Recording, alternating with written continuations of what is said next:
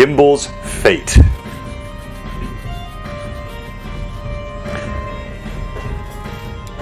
I probably should have my dice for this, huh? Nah, you don't need them. You know, could be useful. We'll tell you what you rolled, John. Yeah, all right. Yeah. We're gonna tell you what you rolled. Improv rolling.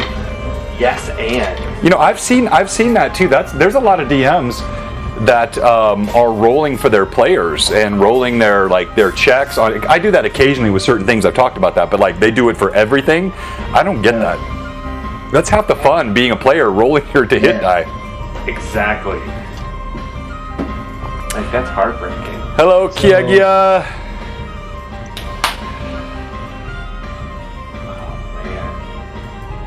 I still have half of episode 7 to do. Otherwise, I've statted all episodes.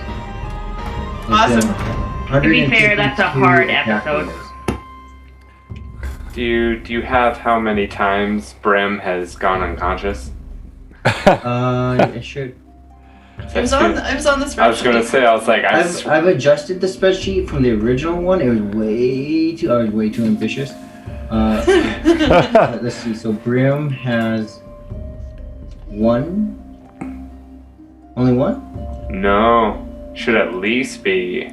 Twice, I think. Been unconscious Twice. downstairs at the moat house. Yeah. Hey, Ridiculous. Sperry 14. Do you count the stats from our very first episode with Lord Gazumba? No, from one There's no session 0 on the sheet. Yeah. But yeah, I know that you and I both went unconscious during the session 0. Yeah.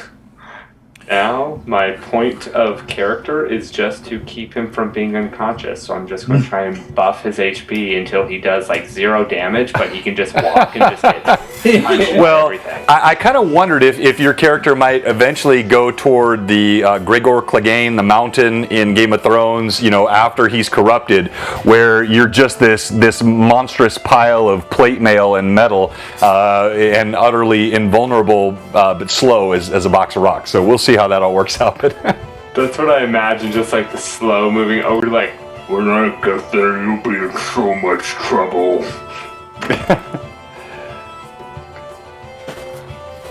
Oh, man. all right, thank you all of our early viewers. Ridiculous, you were close to first, but not quite. I think Kiegia got you by just a bit. Oh, hey, Orno, good to see you. We'll take. Oh, it's midnight there, midnight. man. Wow. Yeah, I think he's one of our here in Scotland, right? Am I getting that right? I think he's one of our viewers from Scotland. I might be wrong on that. Hopefully, I didn't embarrass myself, but I think that's right. It's 5 hours to parts of Europe. Yeah, I think like Europe, London's 6 hours ahead of us. I believe. Belgium. Okay. Yep.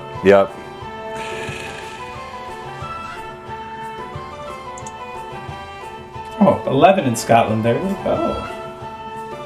Oh, Sperry. Maybe that was the one I was thinking of. I knew I had a Scottish viewer. We got lots of people that watch us from across the pond, and we're grateful for that. Not happy when they win and I have to ship these things across the pond. But I still do it. I honor those viewers too. Everybody can win. I don't care if I have to ship this to, $10 I'll do it. International shipping is crazy right now. COVID has crushed everything. No, he turned off his camera. And do I need to turn really, now you got to turn yours off. You got to turn yours off. Come on, Rory. There you go. And then Terry popped back in. It is right next to my background. So never laugh at me for hitting the wrong button again. All right. I've done that before. If you know how many buttons I had here, Rory, at some point, like maybe you can actually physically see my room here. If you know how many buttons I had, you would know hitting the wrong button is almost inevitable. Now I have spaced those out, so it shouldn't happen. What on earth just happened to you? I think that is politically incorrect at this time, my friend. You need to fix that ASAP. We really don't know. turn off and turn back on your virtual background. I can't go live with you looking like that. Oh, no.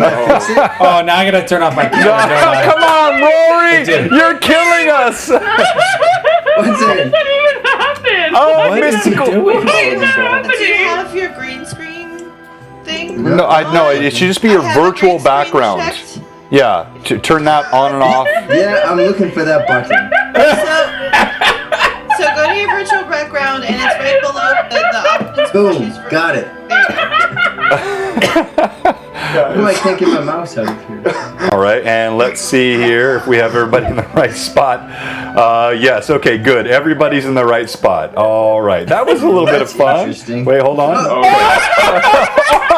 Come on, Rory. All right, I think this.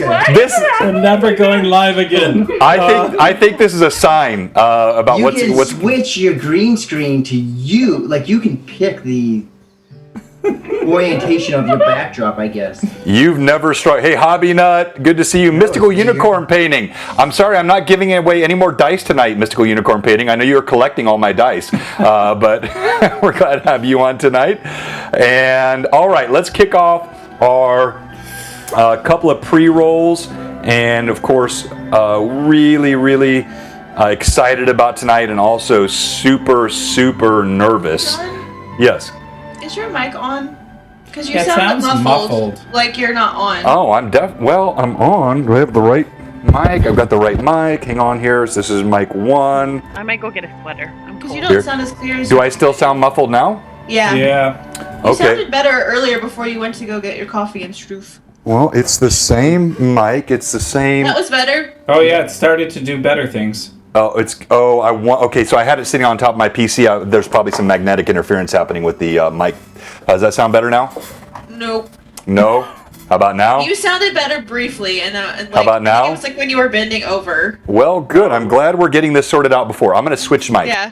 Okay. John, maybe you should bend over again.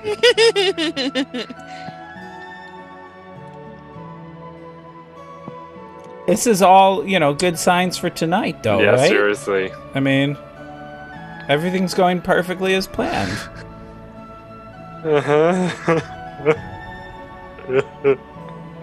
Perfect. Perfect.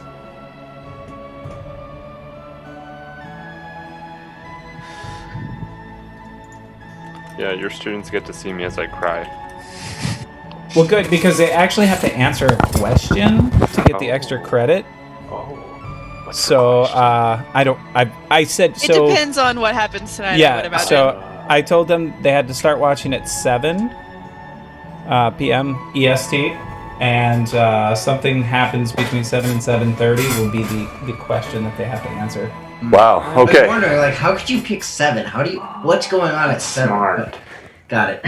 That gives us an hour to But move. everything's seven. Yeah. All right. So do I sound any better now? I'm on a different mic. No? Well, you sound okay. So apparently you sound good at the stream, but not to us. Yeah. And so it might be a Zoom related issue and not a microphone related issue. Okay. All right. Yeah, I haven't watched the stream chat, but I mean, everything looks good on my side. So I don't really want to kill my video. Yeah. No. No, Grape you're Ape good. says everybody sounds clear and crisp. Okay. All right. So let's just roll with it. Hopefully it'll work itself out, whatever it is. Okay. So let's get our pre-roll started.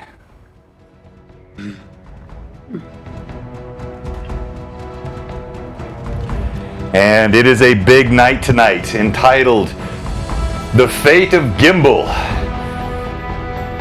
Greyhawk Awakening, Session 11. I have no idea what's going to happen tonight. I have several thoughts and directions on where it might go, but I am not sure.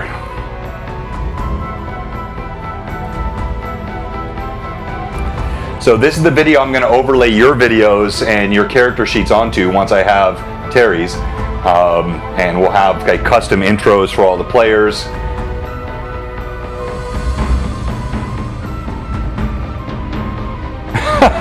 Grape Ape Texas said, if you can't hear John, whenever he says the gimbal does not come back to life, just pretend you can't hear him. Literally. Brilliant. That is brilliant. And we're going to have a giveaway tonight if we get to 600 followers. We've been growing by 100 followers a month, which is great growth for a stream that only had 200 back in March. So we have tripled almost our viewers in the last 3 months. I think we're going to probably get that tonight. And if we do, we're going to give away a beautiful Dragon Crafting Guild dice tray that I almost gave away on Sunday, but the winner actually already had one, so he got something else.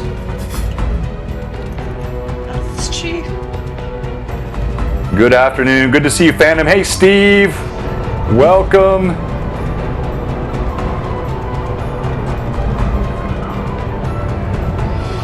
This ominous music is appropriate for tonight's theme.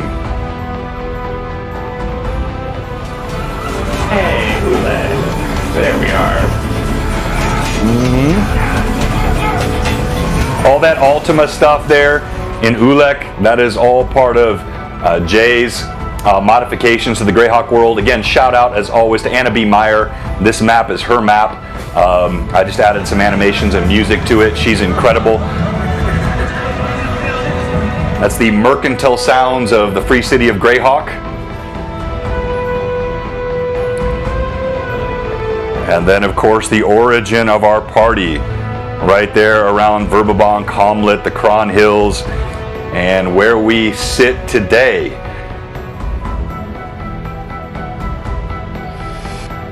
Yeah, Mystical Unicorn, you could use a dice tray to roll those new dice in that you've gotten from our stream. So I'll show you how pretty this is in a second. It must be made of unicorn horn. The wand. All right, and we are live. All right, so people can see you now, just so you know. So no more silly stuff. Hey, that was not on purpose. Yeah, all right. I'm off. All right, I'm good. there. Yeah. Hey, thanks for joining us, everybody. Very, very excited about tonight's session. Lilith on? Yeah, Lilith is invisible. From golly, Last week. and you guys purposely waited until I actually got going to tell me that. I didn't see it till then. Oh, that's irrelevant. I blame Millie. It's always Millie's fault. All right. Stole it. So hey. Thank you again. We want to get started really quickly here. I don't want to take too much time on the pre-announcements and whatnot, but we do have a few things to get through. One, we want to remind everybody about all of our great sponsors. Of course, we have Dragon Crafting Guild is our original sponsor, and if we get to 600 followers, we're sitting at 585, I think, right now. So we need 15 followers tonight. We hit 600. We're giving away this beautiful. Look at the glitter and the glow. It is sparkly. It's got a dragon's eye in the middle. You cannot imagine a more gorgeous tray to roll your dice in.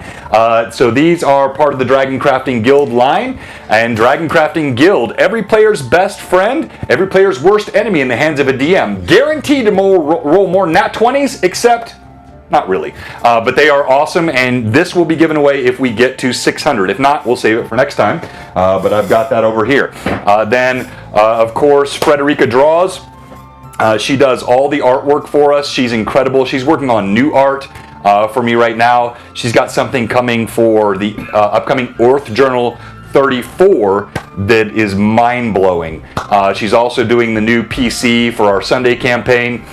She'll have his artwork here done in about a week or so, and she is fantastic. So check her out. Frederica Draws. All the creds I know are being dropped in the channel right now, and you can follow all of our sponsors. Thank you, Evelyn, our amazing co-owner here at Blue Box. And then we have, of course, our newest sponsor, Terrain Crate Mantic Games.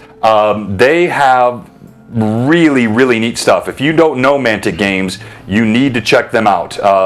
So they produce all kinds of neat terrain. They've got battlefield stuff. They've got town stuff, forges, dungeons. Most hobby stores have some of this. And so you're going to see Terrain Crate materials on this table here very soon. Along with giveaways coming from Terrain Crate. and that's all coming here in the very near future. So just thank you again to all of our sponsors, our friends, Greyhawk Online, Orc Journal, Lord Gasumba, great folks, and actually had a good talk with Jay today, and there may be a little bit of influence from him in tonight's session. All right, lastly on my side, but definitely not least, in fact, I would say foremost, we have a charity stream, and we're going to start pushing this all week long. So I've been a little behind the 8 ball here, but I'm going to get on this tomorrow. I'm going to work with Josh and our teams. You're going to see it on all of our socials. This is something that's very meaningful for me personally, and I know it is for Josh as well, who's really helping us drive this. And this is, if you're looking at your monitor, we're doing a charitable stream next Tuesday night, September 1st. I believe I got the date right, for Save the Children. And Save the Children is an organization that does a number of different things to help protect and alleviate the suffering of children around the world. They are heavily involved with one of the things, it's probably one of the biggest burdens on my heart, what I see happening all over the world right now, child trafficking. There's more and more coming out about what's happening with this, and it's heartbreaking. And so this organization, Save the Children, is invested in fighting child trafficking, poverty, disease. They're doing things with COVID relief for children all over the world. They've got incredible programs set up in different locations. And so we're going to talk. I'm sorry, I'm not looking at the chat right now. I see some of you are smiling. I'll look at it in a minute. And so next week on Tuesday night, every dollar that comes in will go to Save the Children. And we're setting up a sponsorship fund that'll directly pull from Twitch. And anything that you give will go directly to them. 90%, or 9 out of every $10, or actually more than 9 of what you give for them goes to kids. So their administrative costs are very low. I looked at all their financials. I vetted this before we decided to support it, and I think it's a fantastic charity for us to sponsor. Now, there's 2 additional wrinkles. One, Josh, wave your hand, Josh, has agreed that for every unit of dollars, and we'll figure out what it's going to be, I'll post it this week, he is going to shave part of his beard. Now, before the community rebels against me, I want to reiterate, this was not my idea. I don't want him to shave his beard. He wanted to do this for charity. And so, as you give on the stream next week, he's going to shave that beard. And then wrinkle number 2, Blue Box is going to match every dollar that is given by our viewers.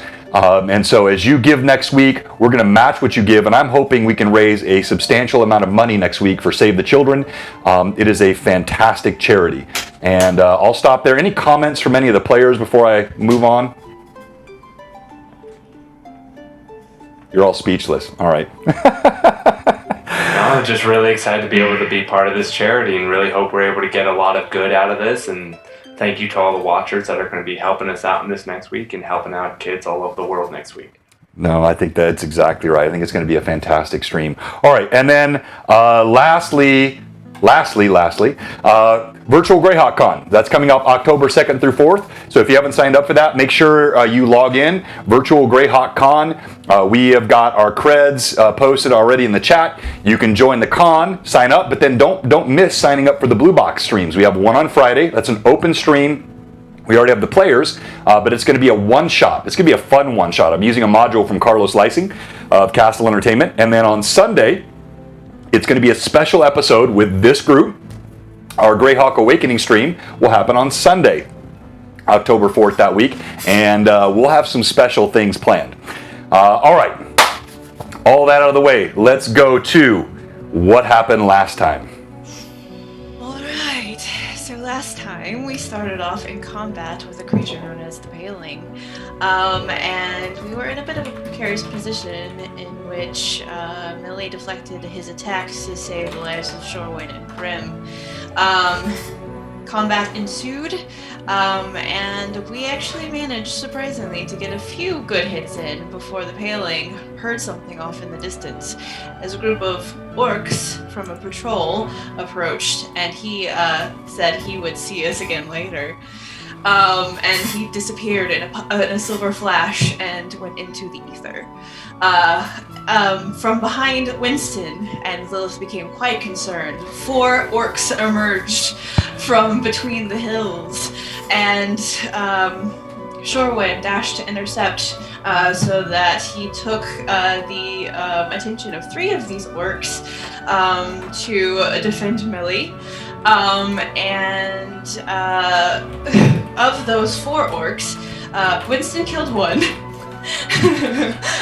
Shorewind killed 1, and Millie killed 1, and then the last one actually managed to hang in there for a little while and almost got away, but was killed off by Lilith before all was said and done. And then during that combat, another 4 actually emerged from behind the group because they had been a patrol of 8 orcs.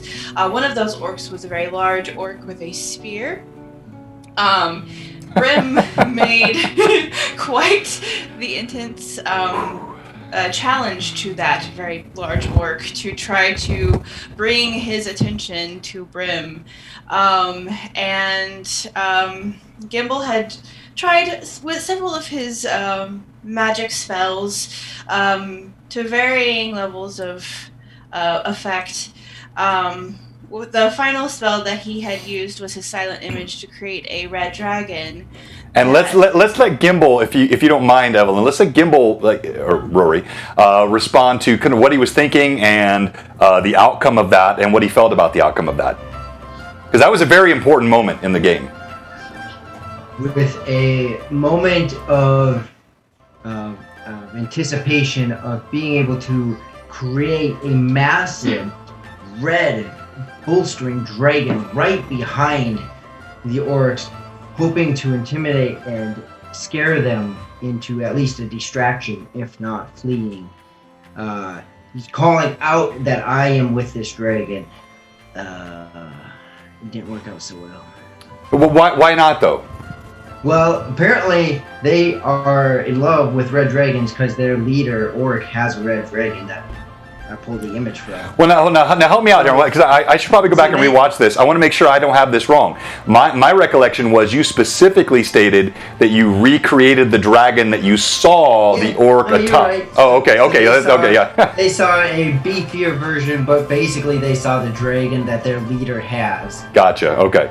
So, they felt a bit bolstered by what they saw. Maybe, thinking that, hey, their leader's with them. So they charged in harder instead of running away. Yeah, they were fairly encouraged. Yeah. Or afterlife lesson. All right, let's go. Sorry. Oh, too soon. All right. Sorry, go ahead, Evelyn, continue, please. So in that moment of morale boost amongst the orcs,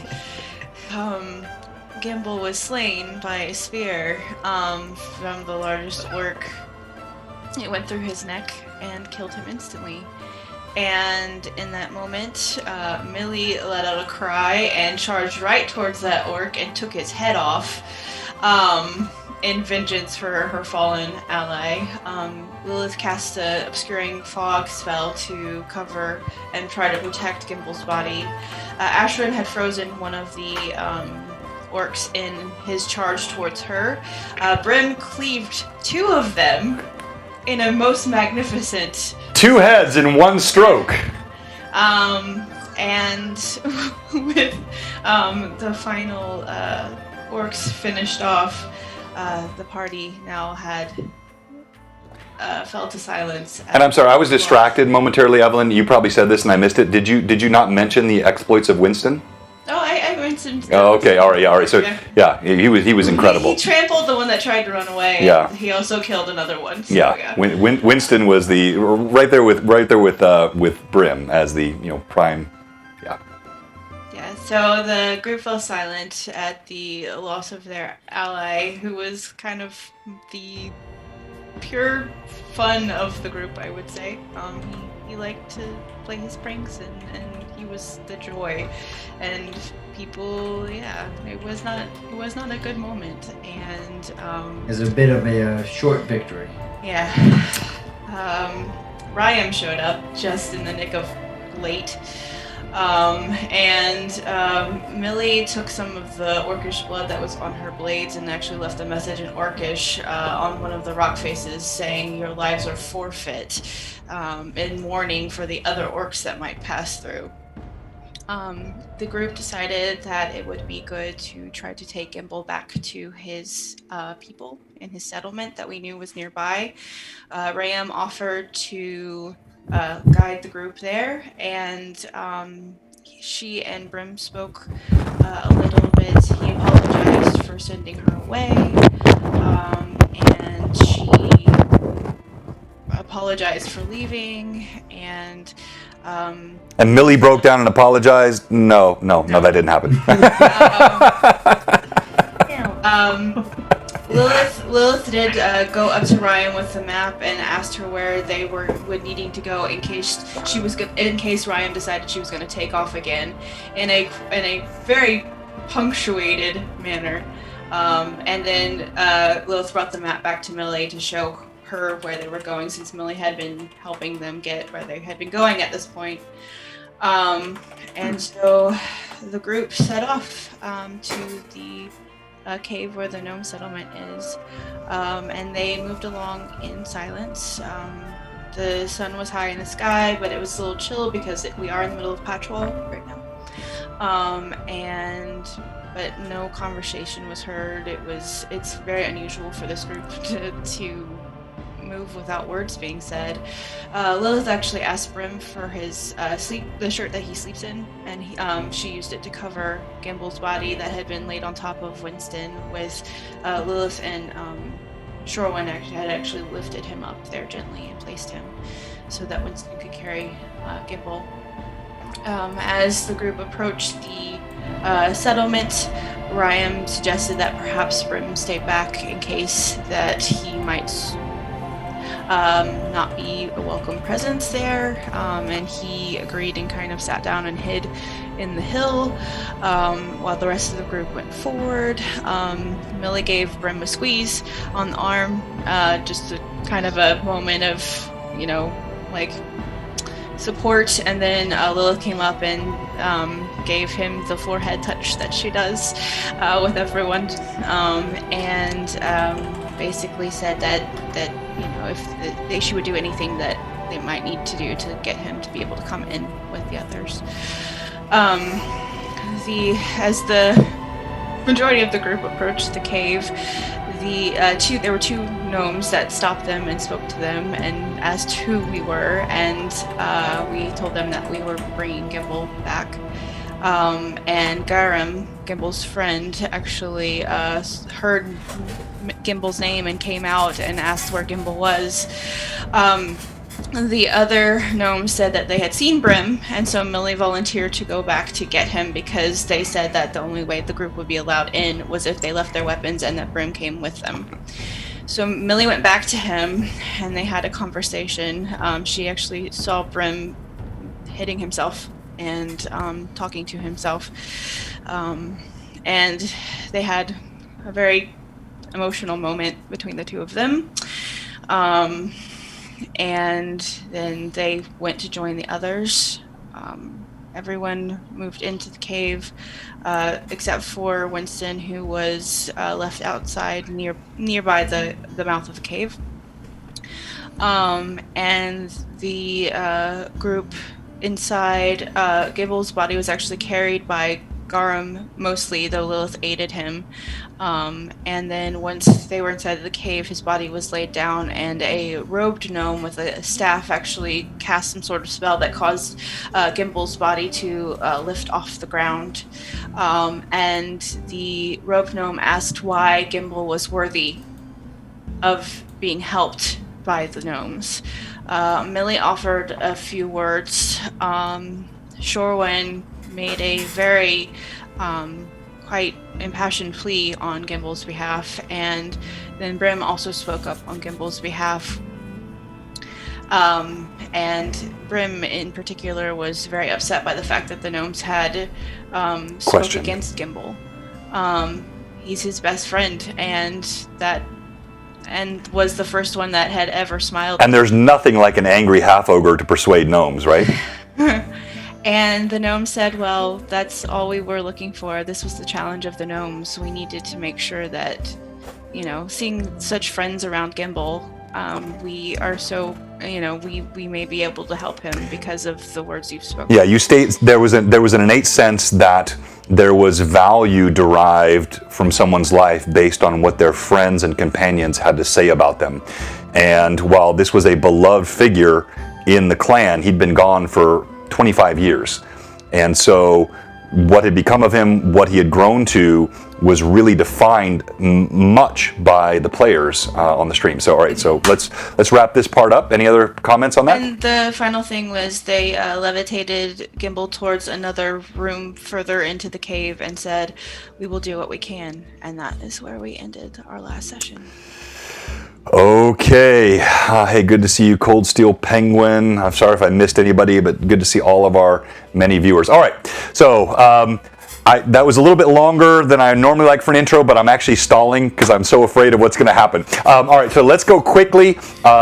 Each of the players, give us an introduction, your name, your level, your class, something about you. We're going to go to you last, Brim, because you're also going to give us your Monster Monday. And so we'll start with Shorewin. Indeed. I am Shorewin Tesla of Corewood, a level 3 Cavalier. With my trusty steed Winston by my side, we're traveling these plains looking for orcish fiends. And he has some sort of vendetta, which he's hinted at. All right, let's go to the posthumous introduction of Gimble. Yeah, so my name is Gimble. I am still 3'1", and I'm a wizard illusionist that likes to have fun, bring more fun. I like my spells, and have more fun. And you're dead. All right, and let's go to... Sorry, you left that. That was an important part. Oh, sorry. Are you okay, Vivi? That's the first angry fit she's had. Like, no giggle fit, angry fit. She's clearly pissed off at me right now. Look, sorry, just... I thought about making it sound like maybe I had something in my throat, like gurgling, but I was like, no, probably not. Yeah, all right, so Set Monkey 13, we got to let the cat out of the bag for anybody that missed the last episode. Gimble, if you missed the intro, he died last episode. He took a spear through the throat, a horrible critical, 20, 19 on the confirmation, 97 crit through the throat using the old school crit tables I use, and he died on the spot. So we're going to see, they're going to try to resurrect him. That's the central theme, at least of the first part of tonight's session. And we'll have to see how that goes. All right, Vivi. Are you okay? Yeah, I'm good. I'm sorry. Swallowed my own spit. Okay. Lilith is a level 3 wild elf druid.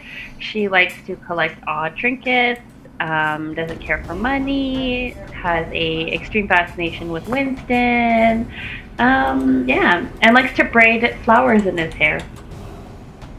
And really trying to steal him. Right? All right. Evelyn, go ahead. Yes, I'm very Millie Von Tomp, though I'm not feeling very merry right now. I am a level 3 half-elven swashbuckler, and I like whiskey, gold, my friend Lilith, who gives me shiny things, and just shiny things in general, basically. All right, fantastic. And then lastly, let's go to Brim. And I've got to speed these up. We're almost 30 minutes in. Thank you, viewers, for being patient. We got to get the game going faster, and we'll work on that. I need to work on that. It's mainly me. No one else is at fault for this, so I got to speed this up. But Brim, go ahead. Hi, I'm Brimstone. I'm a level 3 fighter, half ogre, 7.5 feet tall, and my best friend was Gimble. Heart goes out to you. All right, give us our Monster Monday before we get started. Okay. More of a guardian than a god, I know that I do a lot. When you're in danger, no stranger, I'm who you call. Kneel down, keep praying for us all. When the demons rise up, you'll see me a-swinging. I let go of my longsword, yet it keeps on a-kicking. Don't matter if you try and get yourself distance. I teleport to you, don't put up resistance, cause these holy ears just ain't gonna listen. Begone, foul evil, I'm not gonna be tempted. Within me, I got that celestial force. I stay up slaying evil without a remorse. You see, I got wings, I don't need a horse. I strike hard without a care. Heaven's open, I am there. Don't try and lie, I hear you speaking in tongues. You think you're slick, but I'm working for the almighty ones. I'm a shard of existence and one of their sons. You see me descend, you better know it's just begun. I bring hope and fear. Evil, be scared. As you gain the notice of my celestial stare, hard to see you over my celestial glare. Better run fast, cause my longbow is near. One shot you drop, looks like we're done here. All right, so we have one guess in the chat. Anyone else want to guess what that was? What bars? Man, you killed that, Josh. If this whole voice acting thing doesn't work out, you've got a career in rhyme and rapping. So we've got an angel, a solar, a diva. I thought of Azamar. The creature is a solar. A solar! Steve and Tim, congratulations. Well done. All right, enough stalling. I need to get to the matter at hand, which I'm dreading. I'm going to kill the music here. Oh, had to use the word kill, didn't you? Gosh, praise it. All right. Was that gotcha. Perhaps it was Freudian? I don't know. It was a dead-end statement. Oh, no! Please don't start these viewers on the puns. They're the worst, the best about puns. All right, and by the way, let us know the longbow gave it away. All right, so Gimble's body is whisked away.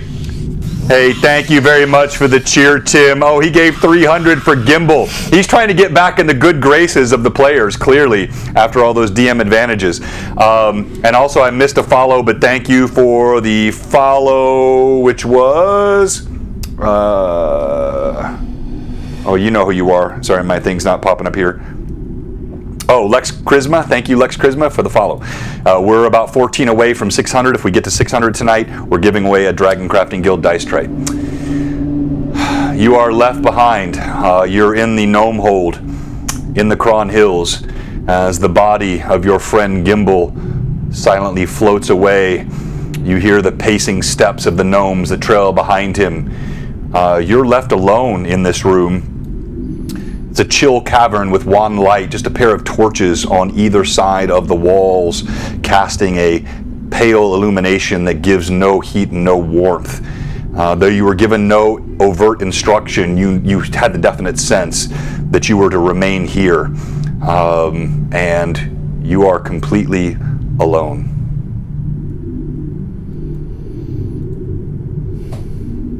Did Gimble's friend go with? Everybody went with him. Yeah, they all whisked down the hallway, and they left you here. But it was like a sense like you weren't invited or beckoned to follow them. Like they just left you here in this entry room.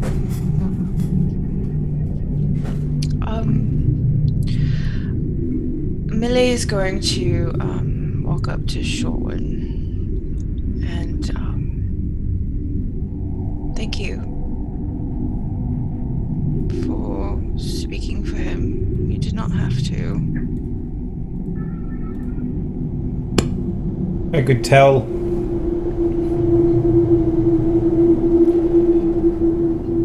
I could tell both what he meant to each of you in my short time with you. And his spirit, his will to help his friends,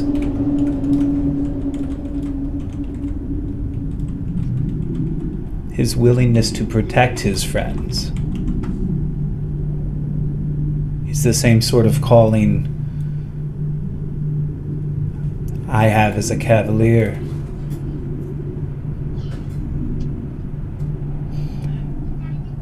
I do hope things work out.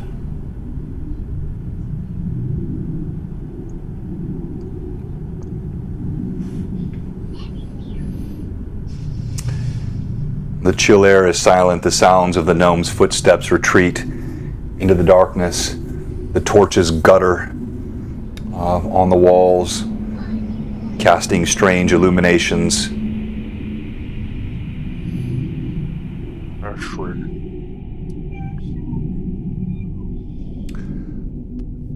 Yes. I'm sorry, go ahead. Sorry, as I unroll like a, not a bed sheet, what is it, a bedroll for her, and then I lay down a few like pieces of cloth for me. If you'd like to kneel and pray, I would very much accept any prayers. For Gimble, of course. Master Ogre, I don't know what cloth you have been cut from, but you are the kindest I have ever met. I would be honored to spend time in prayer with you. You see Rayam just standing over in the corner. She's kind of pacing, tapping her foot, but she's not said anything. Ashrin goes and she kneels down on the bedroll.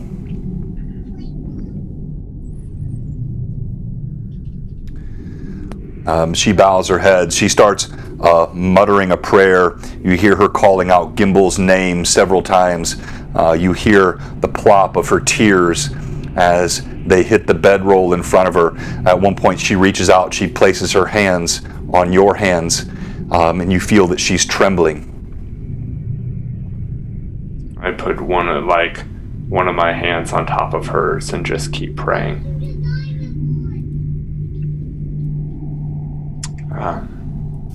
Yeah, I'd like to do that for the next minutes. Okay. All right. As Ashrin and Brim are praying, anyone else doing anything, or just waiting? Lilith will go near the edge of the cave and just kind of lean against the cave wall and slump down, pulling out from her pocket Gimble's rock. She'll kind of just hold it in her hand and look down at it as she kind of cries softly. All right, and so you're looking at Gimble's rock. Nostalgia wells up inside you.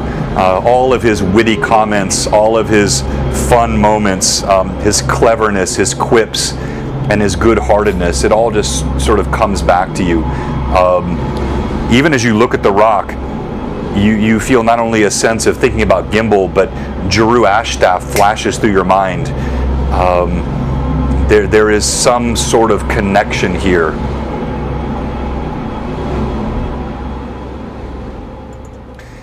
After a few moments, you hear the rush of footsteps, and a small gnome, sorry, it was redundant, but a smaller gnome than the others, in a green cloak. He comes rushing in, slightly out of breath. The divine priest, Agar the aged, he has called for you. He has said that Gimble's spirit has gone beyond into the glitter holes and is very, very difficult to recover. It's urgent. We need you. Yes. Lilith gets up, and she'll put the rock in her pocket, back in her pocket, but she'll keep her hand in her pocket, like holding the rock still. All right, you see he hurries down the hallway. I'm assuming everyone follows, or is anyone not doing that? Like, I'm not telling you what to do, I just... Definitely following. Everybody's following. Yes, following. All right. Yep. You follow him down the halls. You see, it's a expansive, cavernous set of tunnels here beneath the hill. He turns left and then right, and it's almost dizzying as you're following him. Brim, you have to stay low several times. You even trying to hunch over, you bang your head on the ceiling of the tunnels. You get probably 5 minutes or so that you're moving deeper. You have the sense that you're going downward. The air grows more chill, more damp. But you see these hallways, even though they're rock, they're neatly chiseled and polished. And occasionally you see gemstones that gleam inside the hallways. Everything is clean.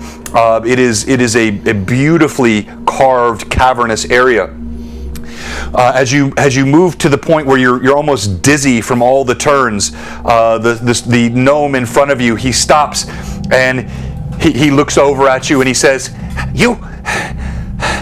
you enter a place no human, nor elf. And he pauses when he says elf, as though he's thinking about something. Then he shakes his head. And certainly no ogreish eyes have ever seen. We only trust you with this confidence because we have no choice. But you must keep this place secret. You enter hallowed place. John, the ambient sounds are a bit loud, according to chat. Still, like, wow, I've turned them, like, I have them lower than I have ever had them on the stream. I don't know what's going on tonight. There's something wonky with our balance. Does anyone else feel it's loud? Let's see who said that. Gimble is playing pranks on us. Damn that Gimble. Watch it. All right, does that help at all? I might have had something. It gets way loud. How is it now? I don't know. I'm sorry. I hate to break the immersion like that. They're saying good now. Yeah. All right. So I think it might have been an extra effect I had turned on. I didn't realize. I got too much tech here. All right. So he says, as you enter this place, you must keep it sacred. Agar would never risk it if he did not deem it necessary. I begin taking off my backpack, great axe, other items, but I pull a white teddy bear from the backpack. All right. You all see this? Anyone else doing anything? As the gnome turns and he moves quickly into a cavernous area you can see behind. There's a strange glow in the room, a red and then a blue alternating glow that comes from the hallway ahead.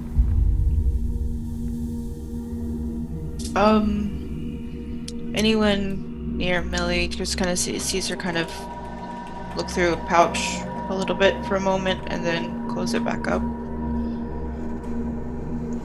All right. He ushers you into a cavernous underground area. And I'm going to bring it up here for you in a second on the battle cam, but let me describe it first. It's a massive underground cavern, and your senses are assaulted by glowing fire, glittering gems, and a solemn assembly of gnomes. You see there are five, so there's a huge platform at the end of a stone bridge that is lofted above what appears to be lava or some sort of glowing magma that then casts light on glittering gems on the walls all around. You see at once there is what looks like a priest standing atop this platform with the body of Gimble, which I'll describe in a moment. But first your eyes are cast toward 5 gnomes that stand on a stone platform to the left. All of them look to be about Gimble's age. You see 3 men and 2 women. All of them are clad in robes that are the same, and they have strange gnomish lettering that is vertically stitched on the robes. You see this wizened gnomish priest atop that glittering dais, and he's standing over the body of Gimble, as I said, but now Gimble's body is clad only in a simple white robe, and he lays atop this altar. His face has the pallor of death, his cheeks gaunt. Your eyes pivot to the right, where you see an older gnomish woman that you instinctively recognize by her features must be Gimble's mother, and a youngish man and gnome woman next to her that are probably siblings. You can just gather by the way they're standing together in this ceremonial rite. Lastly, as your eyes adjust to this strange lighting, you see there is a figure standing in the corner down on the lower level where you are, not up on the platform where the others are. And he's in a dark robe. He stands in the corner. His hood is pulled down over his eyes. And let me pull this scene up for you on the screen. So I'm going to show this from a couple of different angles for all of our viewers. This is where Gimble sits, atop this glittering platform. The priest is here, standing next to Gimble. What you assume to be Gimble's family, his mother and siblings, stand here on this platform. Over here are these 5 other gnomes I described, the 3 gnomish men and 2 gnomish women in those similar robes with the vertically inscripted lettering. The mysterious looking figure in the dark robe sits over here in this corner, and the party is here. So for our viewers, and let me switch to another view here so you might be able to see this just a bit better for the party. You have, hang on here, I can tell by the lighting that guy needs to be reactivated. 1 second.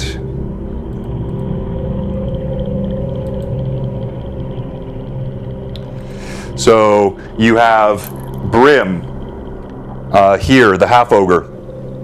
Ashrin stands in the back. Rayam back here. Shorewin, Millie, and Lilith. As you walk in, you feel the somberness in the room juxtaposed with this light that's emanating. This is clearly some sort of holy place for the gnomes. There is a droning hum in the room. The gnome that brought you in, he motions toward the room and he scuttles back out the door.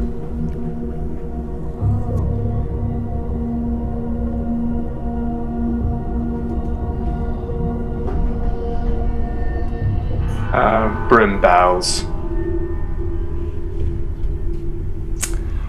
Brim, as you bow, you see the priest that stands atop the dais before Gimble's body. And I'll pull him up on the monitor here. You get a sense of what he looks like. He holds a golden axe in one hand, which looks ceremonial. Clearly related to a gnomish deity of some kind. As he holds it, he stands above Brim. You notice there are several, look like ravens, that are perched atop the rocks alongside the walls. And as he starts to intone a prayer, they call out, and you hear a haunting melody, which seems to be of magical origin, fill the room.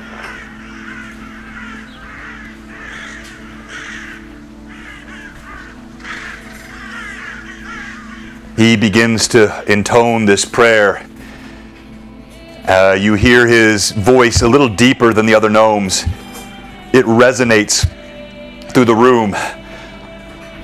You can see sweat beading on his forehead. He seems to be struggling. I call out to you, O Gaul, whose gold glitters, and who glitters of gold, and whose halls are hallowed, and who hallows his people. Please, I call out, help this our brother. As he does so, you see he's trembling, and he sighs, and he hunches over.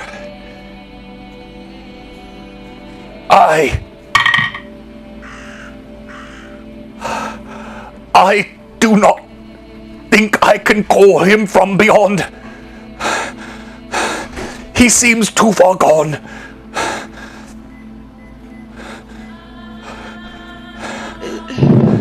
Is there anything that we can do?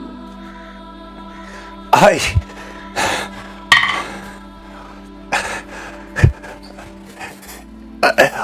have heard you have been spoken of by his companions, that you love this, our friend, Gimble. Perhaps, if there is anything of meaning to you, you would sacrifice to Garl and the gnomish gods. It could aid him. Alright, of course. Millie's gonna reach into her... she has a pouch on her hip. And I don't know if anyone's standing directly next to her, but she's gonna open it. And if anyone is close enough, they would see there's a small steel vial and a couple of other things in there. And a single crossbow bolt. And she's gonna take that crossbow bolt out of her pouch.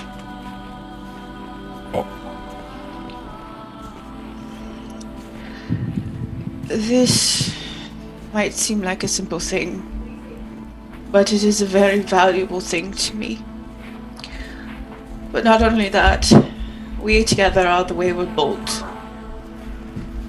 And this is what I can offer. The priest, he turns, he holds out his hand to you standing atop the platform. And I'll hand it to him. All right, you walk up to the platform. As you hand it to him, the ravens that sit atop the walls call out again.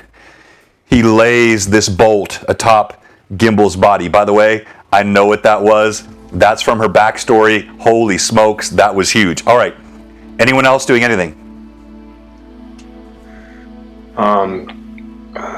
Brim will look down at the teddy bear and just turn back to his bag.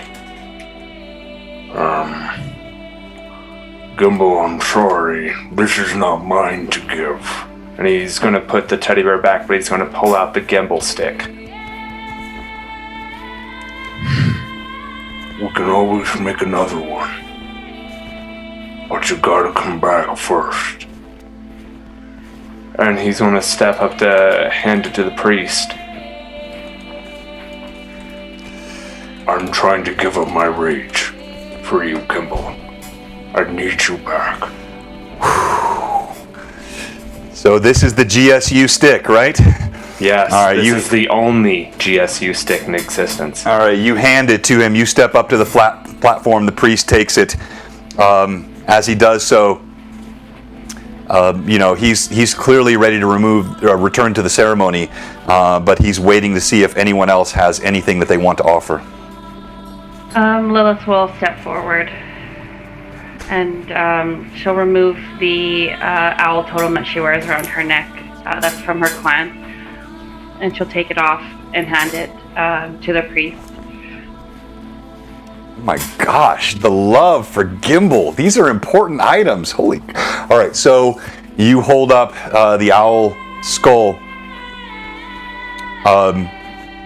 The priest looks at it.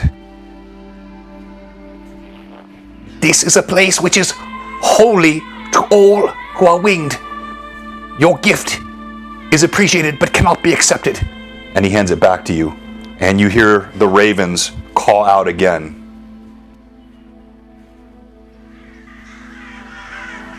She'll take it back and put it around her neck, and instead search in her pouches, and she has a bear totem from Jeru that she'll give.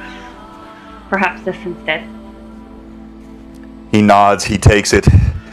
He lays it on Gimble's chest with the stick and the bolt.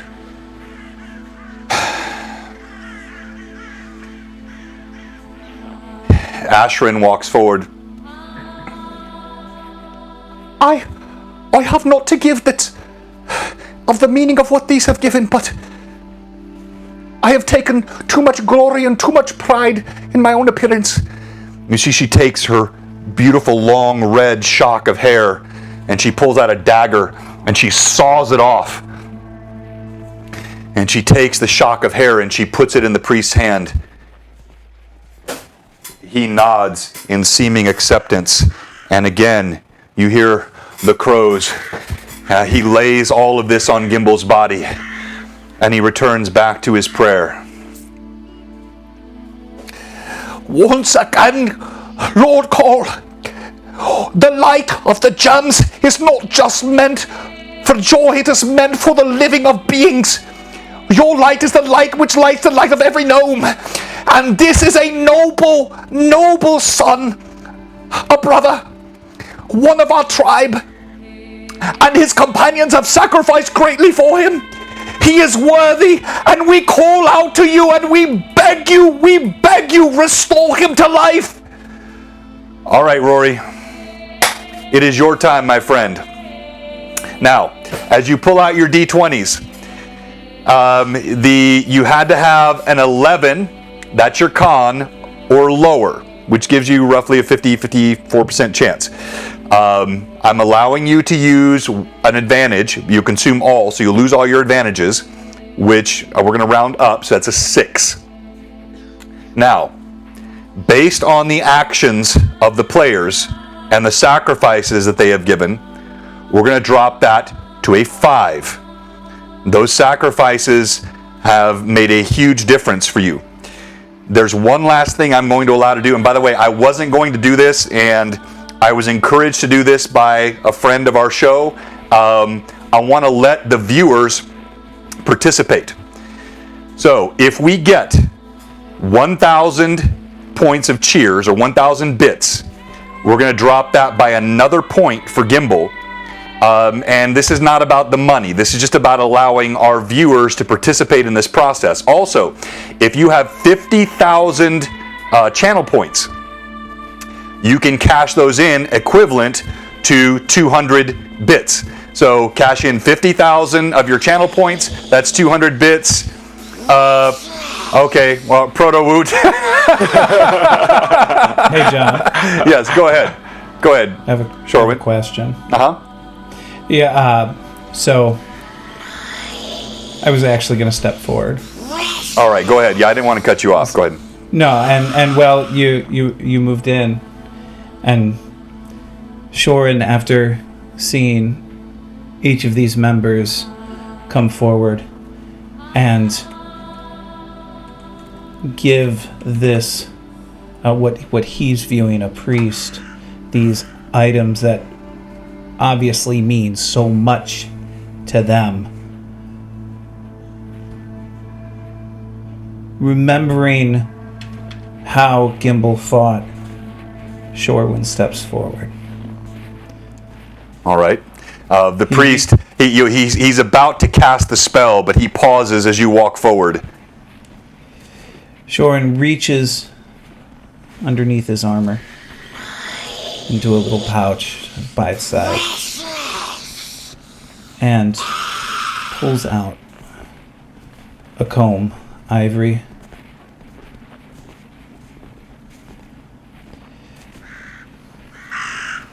All right. Long ago, I lost someone, and it has stayed with me. If I can do something to help these travelers not lose someone, this comb was part of my mother's set. A mother I lost, and I have been trying to avenge for many, many years. If this will help in any way, take it. He stops in the midst of his prayer. He leans over, he takes the comb, he sets it atop Gimble's body. And as he resumes the prayer, here's how we're going to do it, Rory, and well done, all of you. So I was actually giving you the modified. So you've got an 11. You're going to roll 2 d20s using up your advantages. It dropped by 1 point for all the gifts, so it goes to a 10. It dropped by another point for the viewer gifts, and we just got 2,000, so it drops by another. So it becomes an 8. So you're going to roll 2 d20s. All you need is one of those d20s to be an 8 or higher. Yes, sorry, Evelyn, go ahead. Sorry, no, I had to. All you need is one of those d20s to be an 8 or higher. If they are both 7 or lower, Gimble fails his resurrection. He cannot be raised, and he is dead.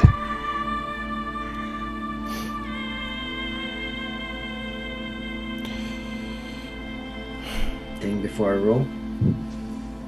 Wait! Wait! You hear a voice shout from the corner.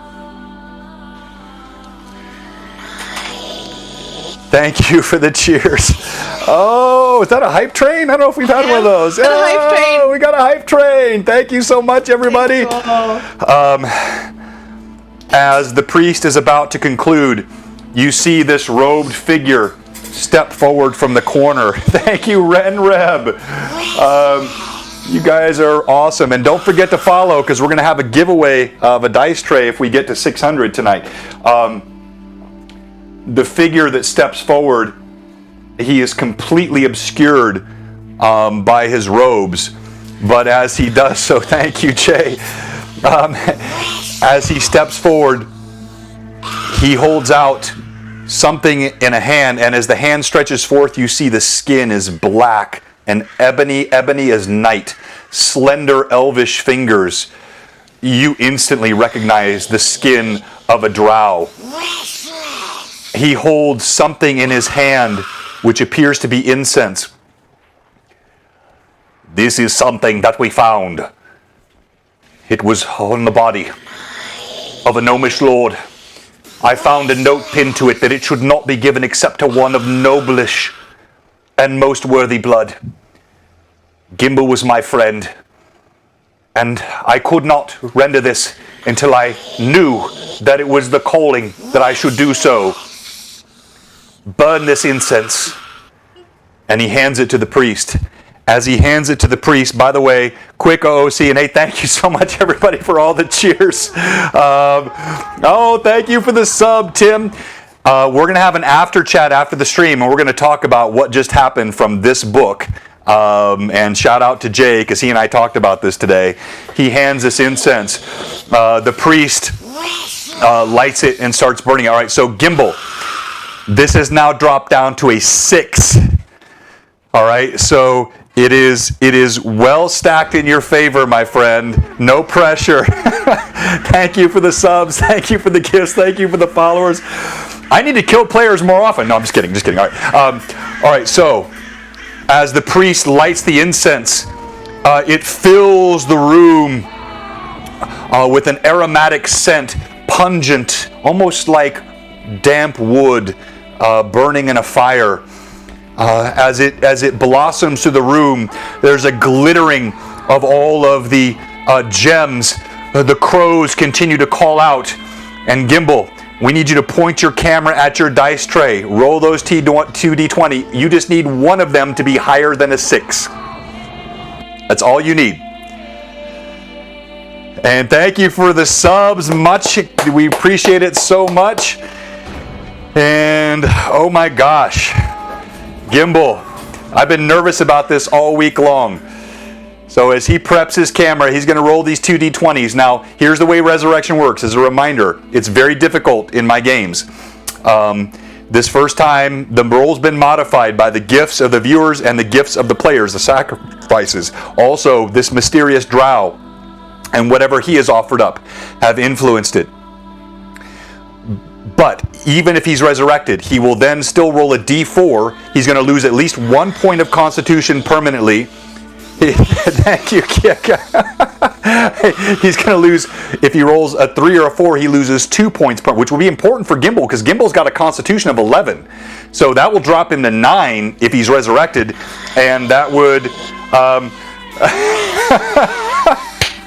Okay, all right. I cannot modify the roll anymore, but you will get these if you're resurrected. We'll get all these cheers for you as advantages once you're resurrected. If not, we will roll with it. And by the way, I want to give a shout out before he rolls. I want to mention to everybody, Rory, one of the most incredible players. He gave me a 12-page document this week. Talking through all the different scenarios, he and I collaborating. There's so many backstories here and things that are sort of interwoven with the descriptions I've given. And what happens if he lives, what happens if he dies. So we are prepared for either outcome. It is part of the game here. Oh, thank you for the anonymous cheer. And that was me. I didn't mean to make it anonymous. That was me. I wanted to say that Gimble gives back to everyone who's given. But I messed that up. That's fantastic. All right, so here we go. Drum roll, please. Gimble, Rory, roll those 2d20s. We need a 6 or higher on one of those dice. You guys don't understand. My reputation of 3 years of D&D says I failed this. Don't tell us that. Don't speak that into existence. That's a 6. What's the other one? I told you. It's like... You got to roll it twice?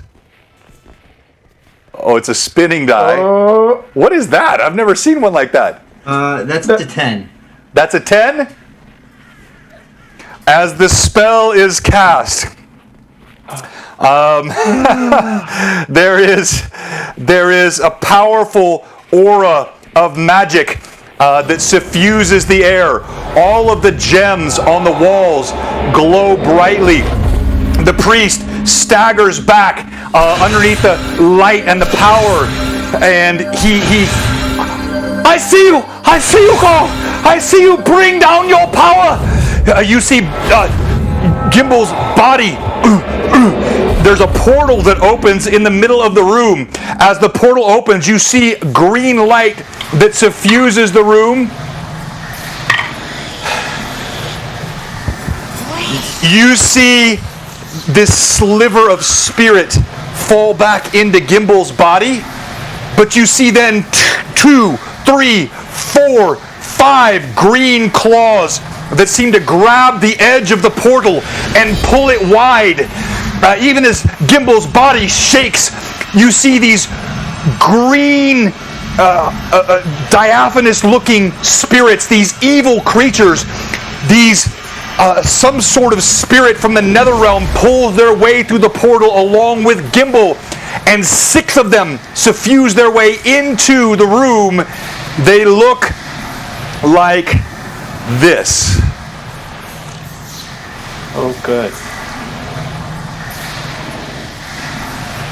As they walk in and hiss, Gimble, I want you to describe what they see from you before we talk about what happens next. So when Gimble's spirit enters back into his body, you'll see his hand, which were just everything relaxed from just by his sides. Suddenly, his hands shoot up. They reach out to his throat, but in a fashion that's in front of his throat as they grasp just air, and you just hear him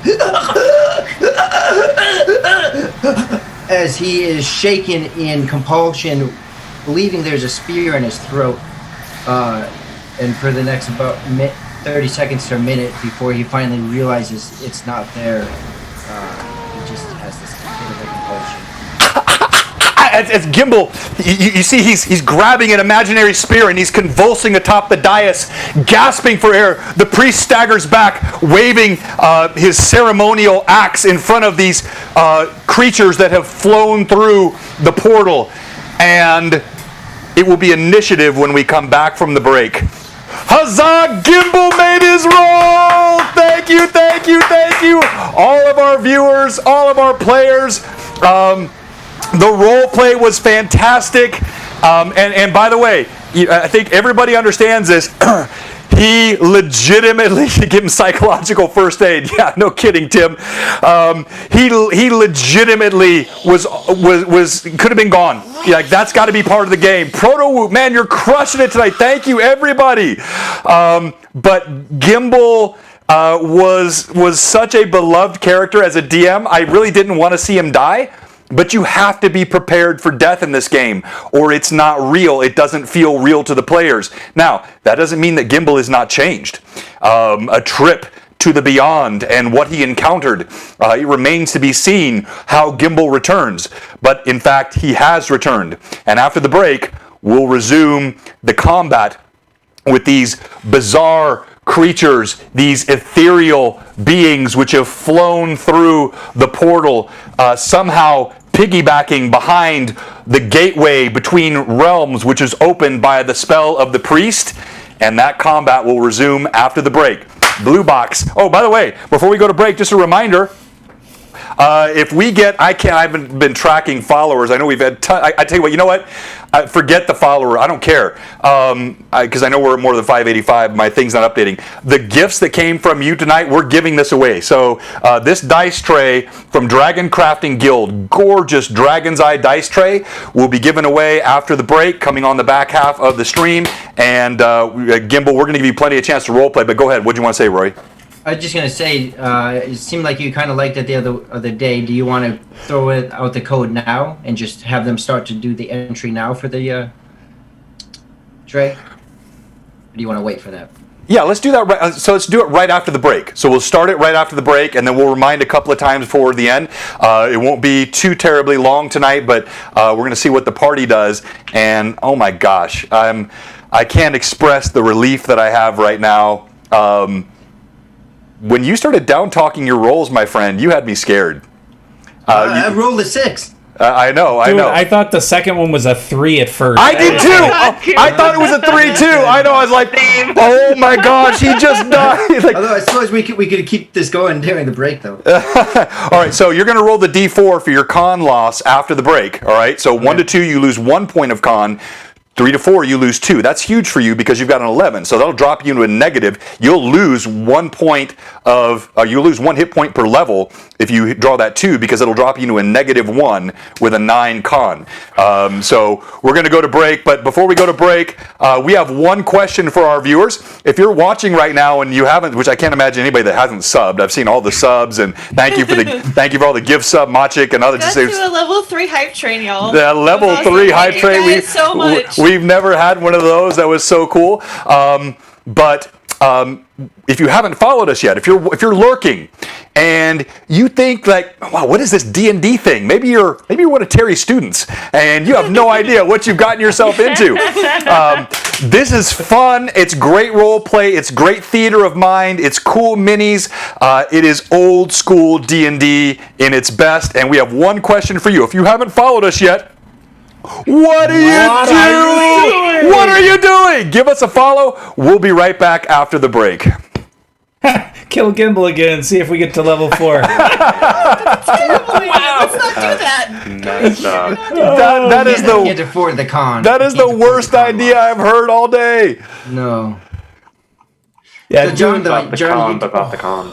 John, you definitely perked my ears on something, though. Okay, I'm listening. So you said that if Gimble survives, that some amount of advantages go to him? Yeah, so I don't know if somebody can kind of account for that on the break. Yeah, I'm looking right now. Let me know how many specific. Yeah. I did. I gave you 1 for sure. Yeah, so let's count up how many advantages were given specifically to Gimble. Not the cheers and the bits, but the advantages. I know there were 3 given right at the point of the resurrection. We'll count those. So you could get a replenished supply of advantages from the viewers. And we're going to kick off. Brim and when Lilith comes back, the 3 of us also got advantages for Magic. Yeah. He gave everybody. Awesome. You have an advantage, by the way, Lilith. Way to flex, Terry. So how many advantages did the DM get? Today, none. But now that Gimble's alive, we'll have to wait and see. All right, Blue Box, we'll be right back in a couple minutes. Our players, some of them will stay live if you want to ask questions or interact with them during the break, and we'll be back in just a few minutes. Oh my gosh, like Gimble finally wakes up and then these ghost things kill him again. Right. That'd be great. So the Can we- question is, did And he we get a have no long rest weapons from either. that? Technically, That was, I would argue yes. I would Rest definitely in call that a peace. slumber. Oh, right. We had to leave our weapons outside. Yeah. Yep. Yeah. Yeah, we did. Yeah. I got nothing. Yep. I'll just hug him. I'll go back and get the bear. The bear will scare him. Oh, maybe the Okay. ghosts do want to be friends. We didn't even think about That's that. true.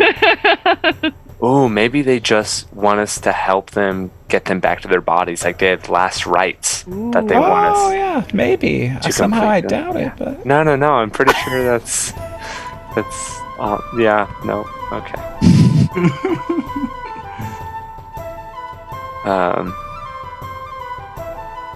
Man, Wow, that was intense. I thought we were in caverns. 3 for Gimble then? 13, I thought. 8 million. All for Gimble. Oh. Gimble gets a train. I suddenly care more about them because I can use them for spells. Right, yeah. 4. I think that's 4. So, maybe this gnomish cave has a bar we can hit up afterwards. I mean, Gnomes, not dwarves. They're all just shots to us. Full mugs to them, definitely a shot to brim. Pint. It's okay. Millie always has drinks with her. What's a pint? She does. They've got pints. I've got a flask and a whole bottle of brandy. So Who's Brandy? Frondish brandy, I believe, is what it is. Oh man. So that was definitely pretty cool, though, having Yes, from having all of the viewers being able to also give to the for the offering.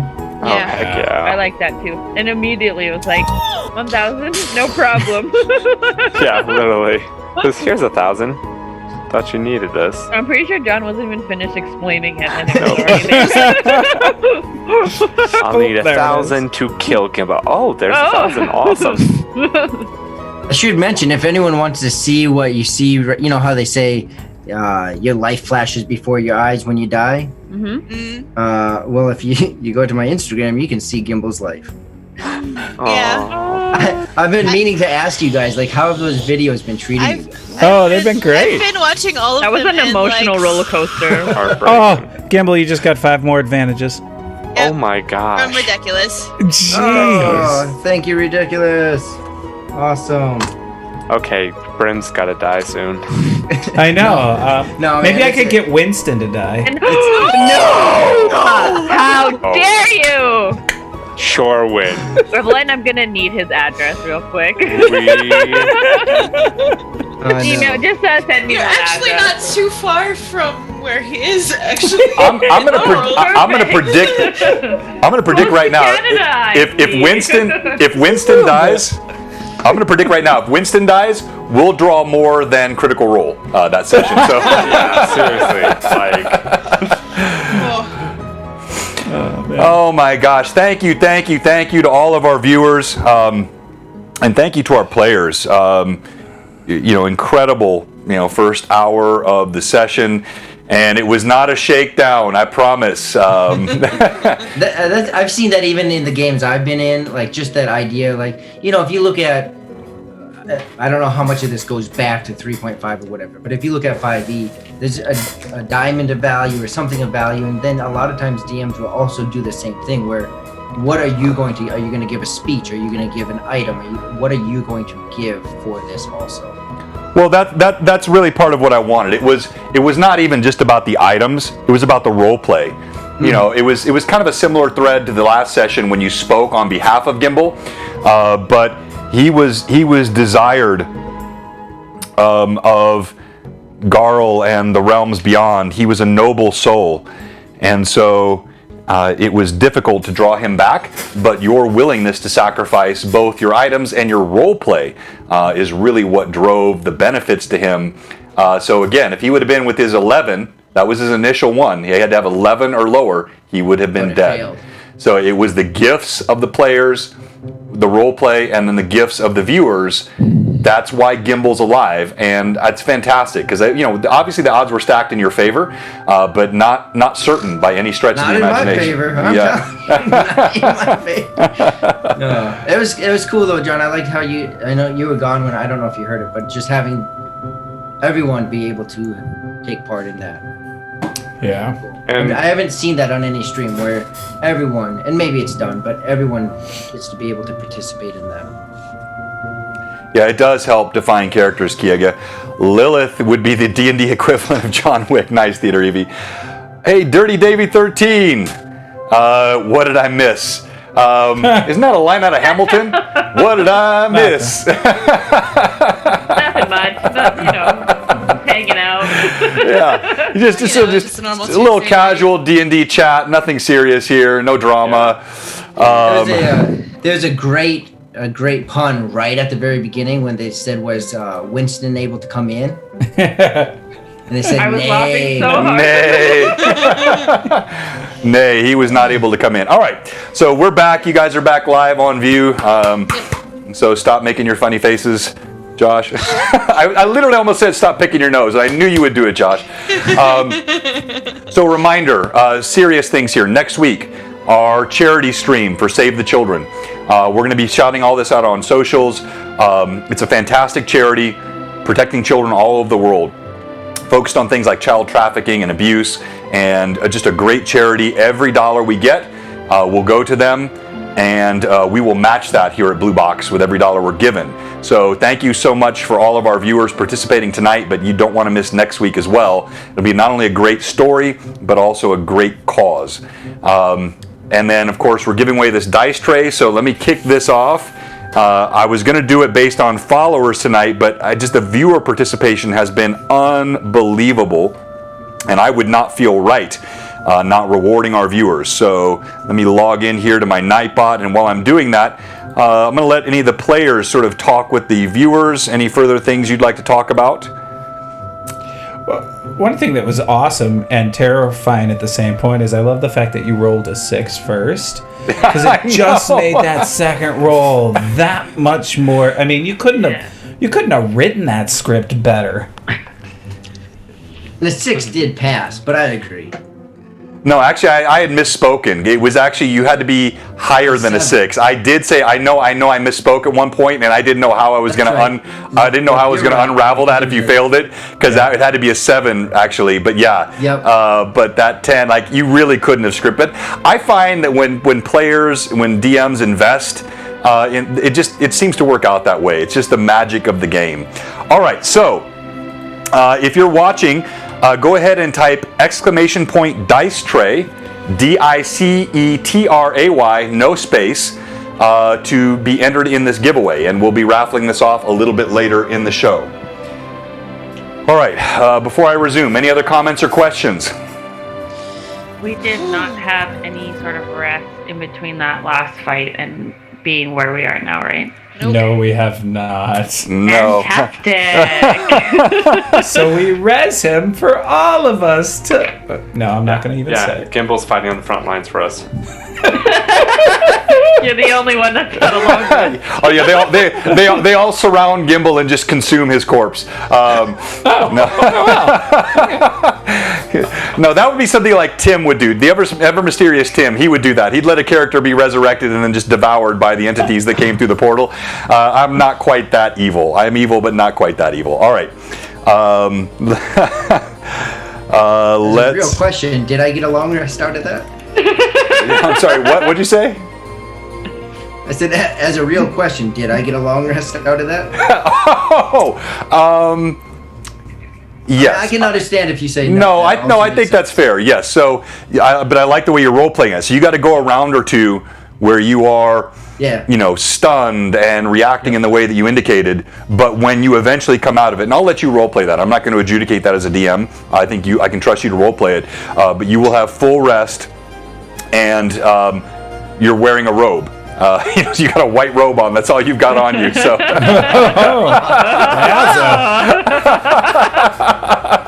That's the Gimble we know. Is it like a hospital gown? All these funds? Yeah, so you can see Gimble's hit points, Tim. The character sheet will pop up here in a second. He should be 2 more from Shorewind. But Gimble, you can tell him Winston. Of course, everybody wants to know Winston's hit points, even though he's outside right now. He's the prettiest of all of us, though. The back is open, just a frontal robe. Yeah, it's like a hospital gown, Bloodwild. That's right. Steve got, I guess, our viewers. Man, oh man, oh man. I don't know where we got these viewers. They're the best. Okay, so let me switch back. Oh, Mystical Unicorn, thank you for the sub. You're just trying to win this dice tray tonight. I know. You want something to roll those dice in. I'm teasing. That's that humor again that gets me in trouble sometimes. I mean it funny, but it might not sound funny. All right, so. Gimble's still got to do the D4, right? Yeah, he does. So before we go to the combat field here, which is looking pretty grim, no pun, brim. Gimble, let's go ahead and roll your D4 and tell us if it's a 1, 2, or 3, 4. This is pretty important for you, my friend. It is a 4. So, wait, actually, I should have told you, I will allow you to use one of your advantages on this. You got so many advantages. So if you want to, you can roll another D4, but you're going to have to abide by where that result is. 4. Like no matter what the second one is, you mean? Well, yeah, because it can't get worse than the can't get first. It any doesn't worse. matter. Yeah. Right. Yeah. So I'm just saying, like, it is what it is. I got a 1. Okay. All right. Mark That's off an right. advantage. You roll those dice low. And Anymore, though, and not Rory, really give a combat. huge thank you to all of our viewers who gifted that to you, because that made a huge difference. Heck yeah. So I lose 3 points of health? No, so you have no bonus with 11, and you go to 10. So you don't lose anything. You go to 10. Yes! Yeah. Right. If for some reason though you lose another point, then you're going to lose one for every level, which would be 3, 4, 5, 6 as you go up. Yep. Right now you're just Sweet. Thank you guys. you were at the high point of 0 before. Now you're at the low point of 0. All right. And with all that out of the way, I'm going to kill this, and we're going to go back to this combat. Make sure you type !, dice tray, and we'll have that giveaway later in the stream. Whew. Okay. So, can everyone see, before I start the music, I want to make sure you can hear me clearly. You see 5 here, right? I said 6.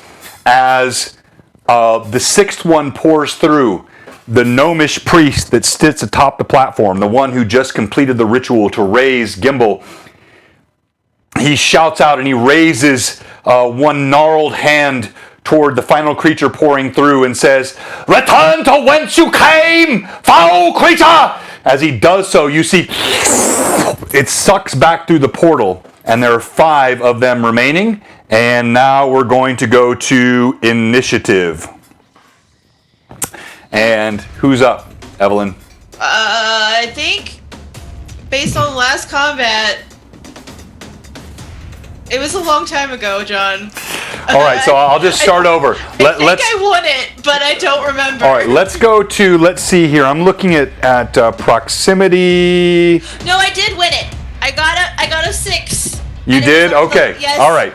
So you have initiative roll rather, and we'll both roll. DM has a 2. I have a 5. All right.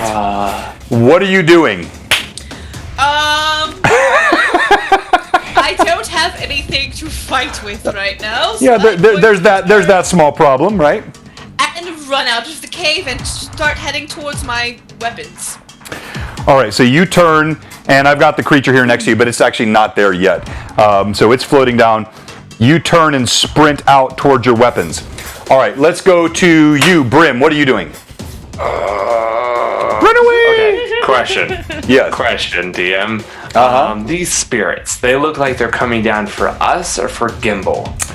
You actually see them flowing all across the room. None of them have stopped toward Gimble. So if you look at the cam here, you see Gimble. He's still coughing amidst this dais.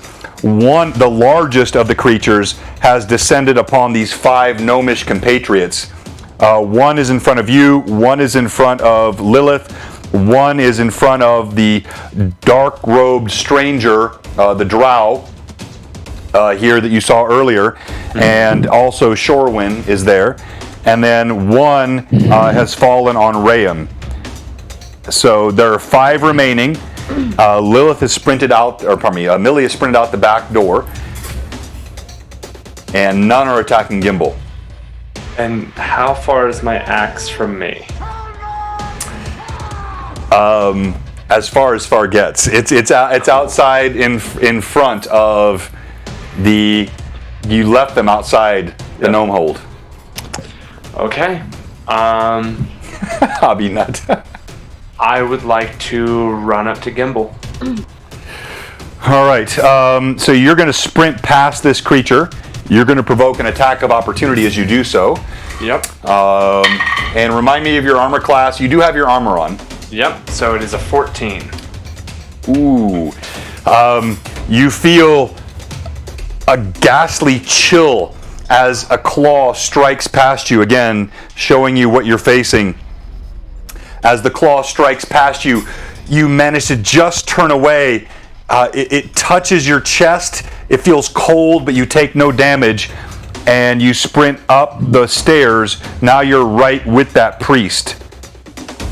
I'm just gonna kind of lean over Gimble and just feel like try and grab at his hands. Gimble, Gimble, you're back. Look at me. And just try and anchor him.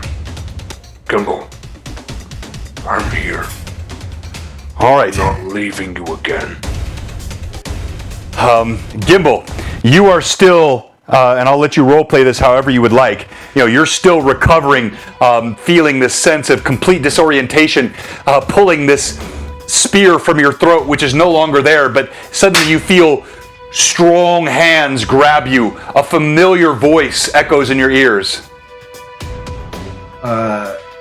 Gimble will, especially just considering like the roll of the 4 than the roll of the 1, he'll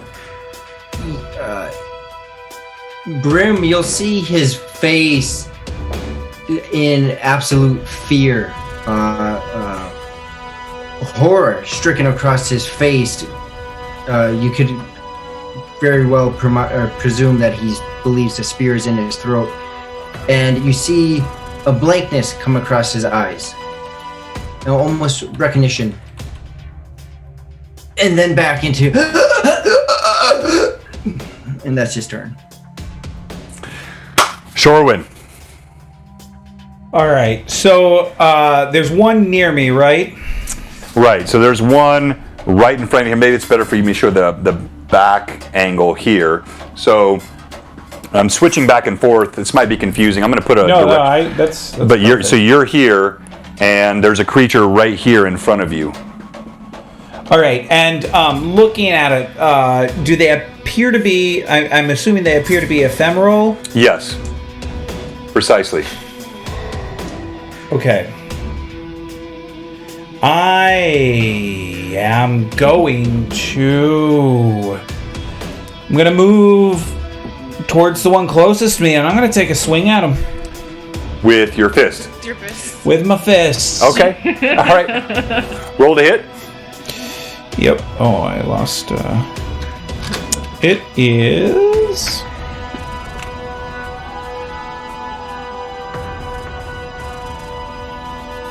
$19.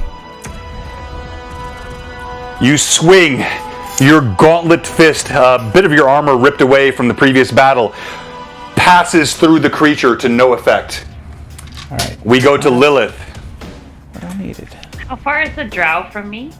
Okay, so if you can see on the cam here, you're standing here rather, you're about 12 feet away. So here, maybe here where you see with my finger. So you're here, and he's here. Whoops. And you see he's pulled out. Gimble, Rory, why don't you tell us what he's pulled out? This is your childhood companion. Since you're kind of incapacitated for the moment, I'll let you help with this NPC that's a childhood friend of yours.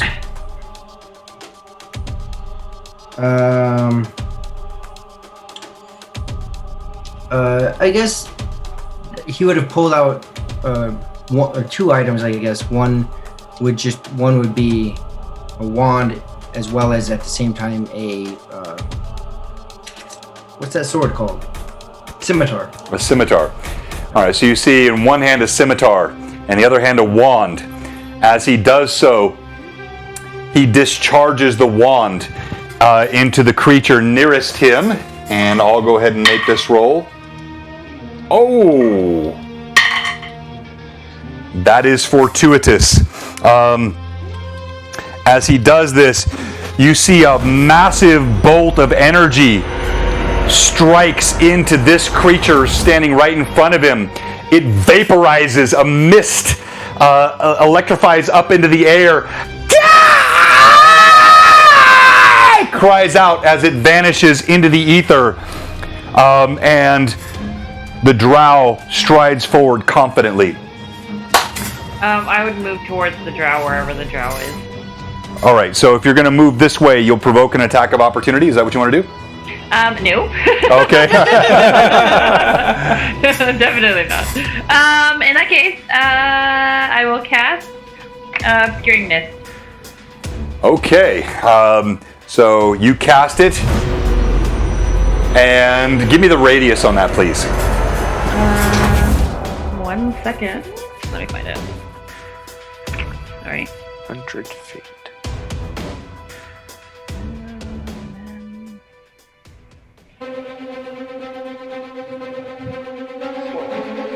pretty sure obscuring mist is 20-foot radius from me, 20 feet high.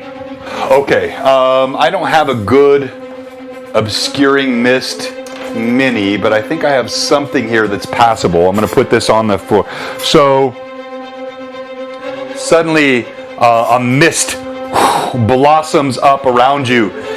You see the creature standing in front of you. It starts striking at that mist, raking claws through it. So you will not be attacked this round. I think I got all the players, right? Yes. All right, they attack. So the one in front of you is disabled. This one closes on the drow.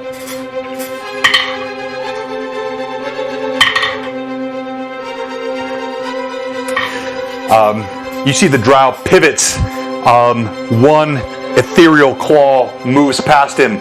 A second one punches, catches him in the shoulder. You hear he cries out, "Ah!" As it rakes through his shoulder, and he staggers a bit beneath the pain of the blow. Atop here, let me turn the camera. I'll go to this one, sorry, wrong cam. These companions of Gimble are facing the largest of these ethereal spirits, and it leaps forward at one of them.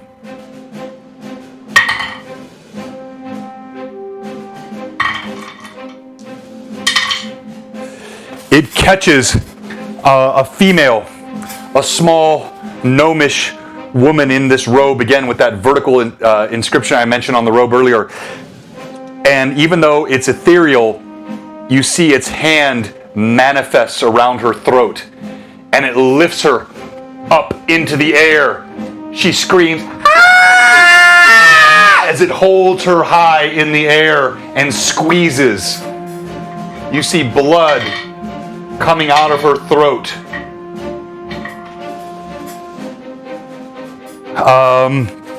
We go to this one in front of Rayam here. And I'm going to switch to the other cam. If you guys are watching our cameras, this will help you see it a little bit better. So this one in front of Rayam attacks.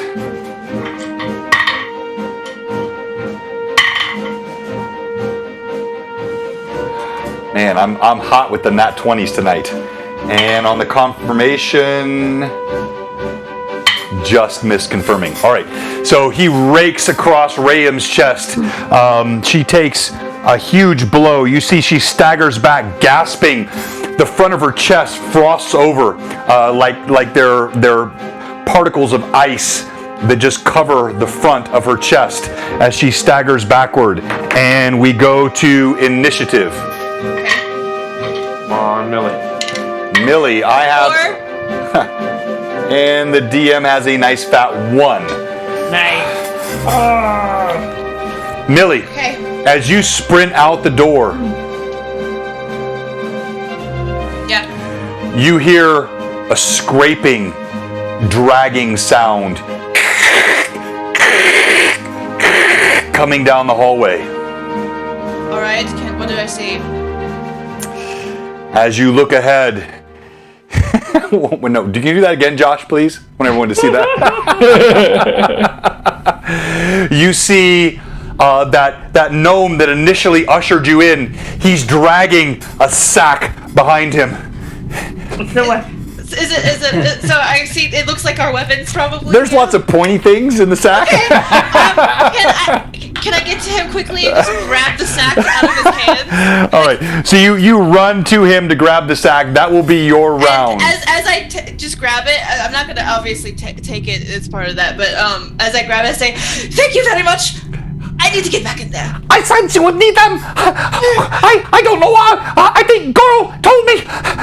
Here. He hands the sack over to you like he's laboring. You see sweat pouring down his face. This sack was heavy for this little gnome carrying all these giant weapons. You see Brim's axe like sticking 3 feet out of the sack as he hands it over to you.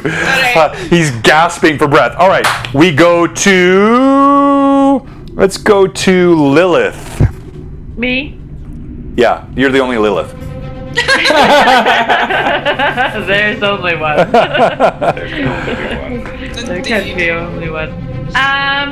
because I'm still in the obscuring mist, I will hold Gimble's rock in my hand and cast magic stone. All right, so you're casting magic stone toward which creature? No, it's on the stone itself. It's on the stone itself that I'm holding. The rock. Oh, okay. All right. So it says it'll gain +1 on attack if I throw it. Yeah, so that's a full round action for you, though, right? You can't cast it in the same round. I just want to cast it. Yeah. Okay, all right. So you cast the spell, the stone in your hand, you imbue it, it glows with a blue light, and we go to Shorewind. All right. So how far out are we able to see Millie? Well, I mean, if you turn around and look at her, but you're facing these monsters, so she's behind you. Okay. Oi, I am useless. Summon your steed. Tough giving up your weapons. Sorry, no, there's no amount of cheers that will give the players weapons either. So, yes. By the way, Ashrin didn't go last round, and neither did Ryan. Well, Ryan has no weapons. She was recovering from that blow, but Ashrin should. So I'll make sure she does this round. And thank you. Okay, so what I'm gonna do then?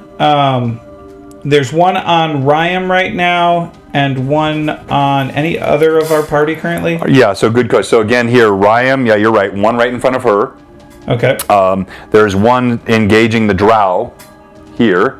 There is one that is confused by the obscuring mist in front of Lilith, and there is one that is currently crushing the neck of one of the gnomes atop that platform. Hey, thank you very much for the follows, Cool Monem and S Nation. Make sure you type !dice tray, all one word, in the chat. We're gonna have a giveaway here later in the stream of a cool dice tray. All right, so Shorewind, what do you do? All right, so this is what we're doing. We're doing Lion's Call. Friends, I've not seen these things before. I've tried to engage with one of them, but it appears that they are mist-like in makeup.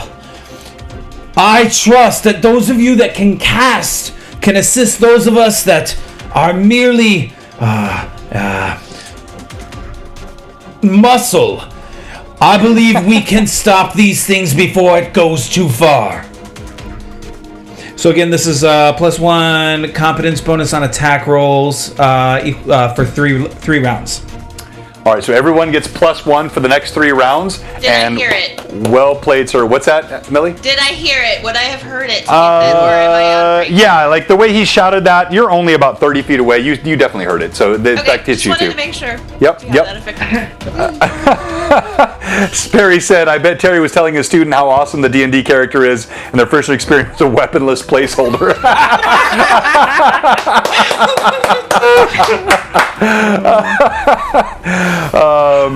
All right, so Gimble, you're still twitching. Is it my turn? Yeah. Okay. So yeah, Brim again. You see his just composure just shaken. His hands are tense but begin to loosen. His eyes slowly start to come back to a more recognizable face, and he'll look up and he'll just Brim, and you'll hear him let a big breath of air out as he reaches up and grabs your arm, looking around, and he'll say, in a bit of a panic and not really knowing exactly what to do, from sight into might make the light bend around my friend. And he's casting Blur, which is verbal components or verbal only. He is casting Blur on Brim. All right, and tell Brim what that gives him in terms of his AC bonus. So what that does is the subject's outline appears blurred, shifting, wavering. The duration of this duration grants the subject concealment 20% miss chance. All right, so it's almost like a oh crud, what's the word I'm looking for? The spell resistance. You know, like spell resistance, saving throws go after the spell resistance check. This is similar to that. So when he's being attacked, this blur, this mist, requires a roll beforehand. There's a 20% chance that the creature swings in the wrong area or direction based on it. And it is a very, very cool spell. So, Brim, you see Gimble, much to your relief, your friend stands. His robe falls open. He still looks pallid. But he says the words that he described towards you.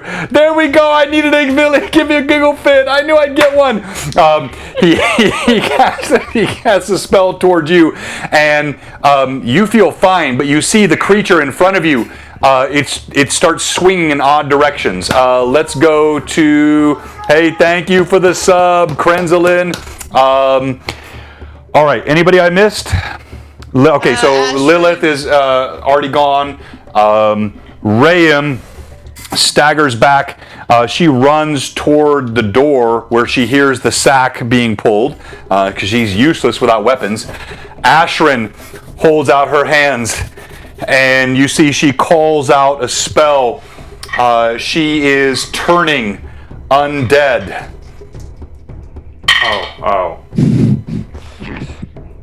Oh no, she's not turning undead. Yeah, I was like, holy crap, what is happening? That's like eats, shoes, leaves. Have you heard of that book? Eats, shoots, leaves. You know where the commas go matter a lot. The pauses. She's not turning undead. She's turning undead. All right. As she does so, she holds out her hand.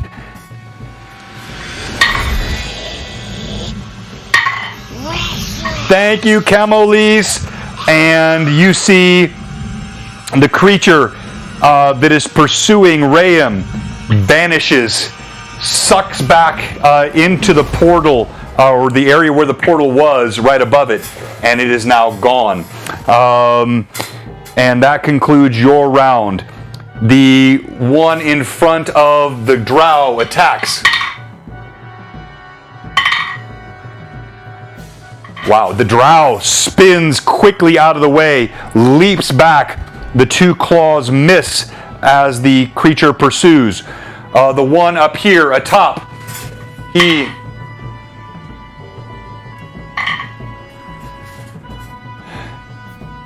you hear a scream as the hand that holds the throat clenches.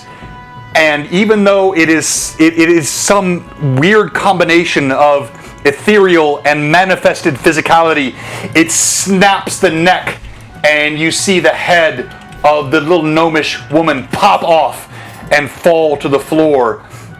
She gurgles to the ground. You, Gimble, you see this. You know this was Tyra, your childhood friend. She has just been severed in twain, her head twisted off, and she falls to the ground dead. From the creature. Lilith, the one in front of the mist. It actually flows through the mist. It seems to have sensed what you did. And it flows through towards you now and attacks.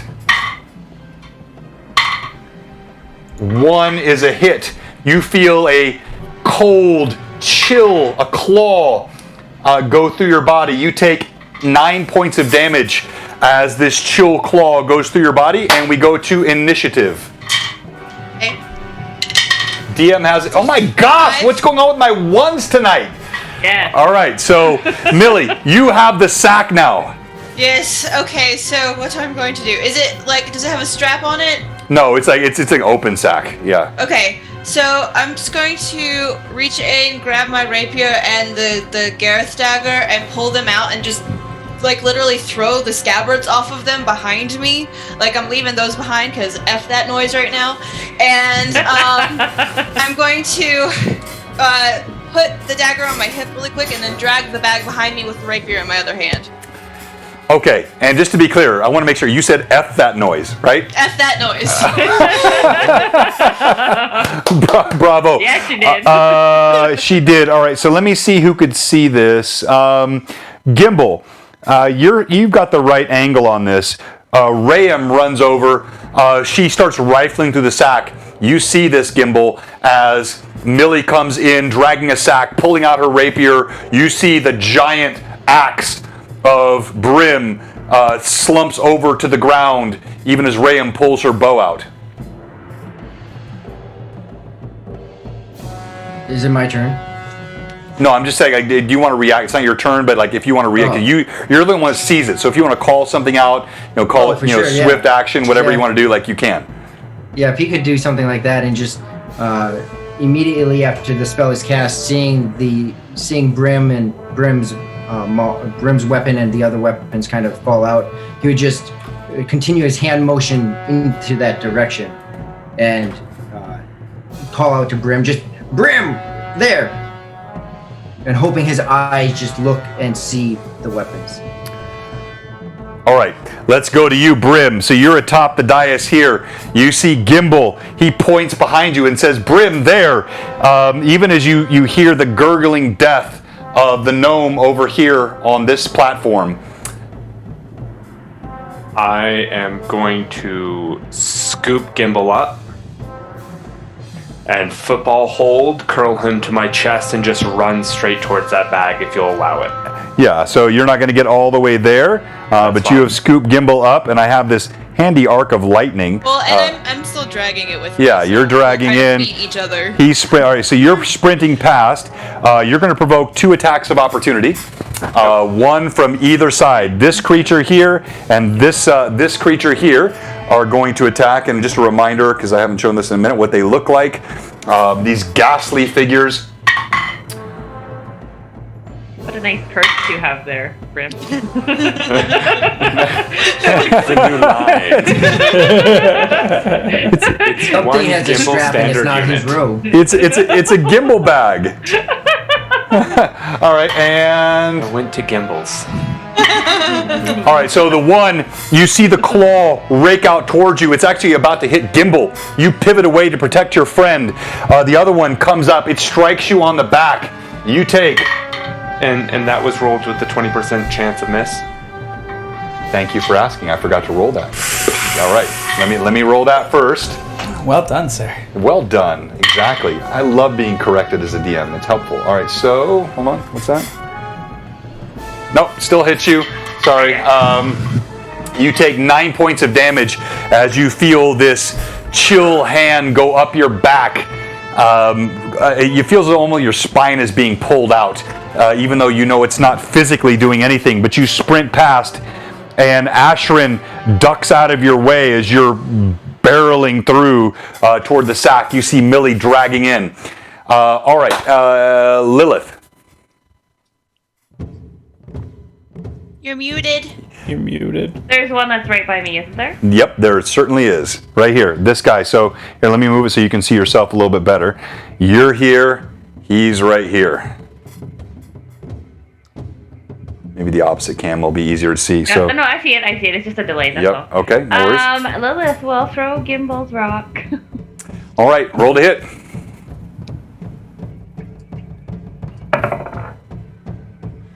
+10 +2, 12. I hate to see something called Gimble's Rock fail in a moment like this, and yet it does. In your excitement, as the creature comes through the mist, you fling it frantically, and it sails past the creature, bangs against the wall. One of the crows leaps off a rock, almost hit by the stone, and you miss. Shorewind. All right.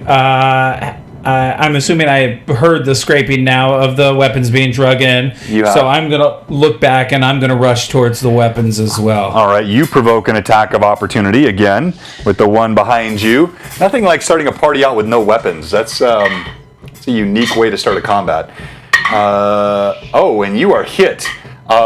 You feel a ragged claw drag along your back. It just passes through your armor like it's mist. And you take 12 points of damage. As that hit comes through me, I fall to the ground. Dead. Unconscious. Unconscious. Yeah, Unconscious. Minus Sorry. 2. Yeah, we're going to be Minus two. be Yes. very careful with words on Yes, this sorry. stream because like dead means a lot here, right? Okay, so you dropped to -2, correct? Yes. All right, and remember you have a special ability as a cavalier. Oh, right. I do? You do? Your horse teleports to you. So if you wish to, you can continue to fight until death.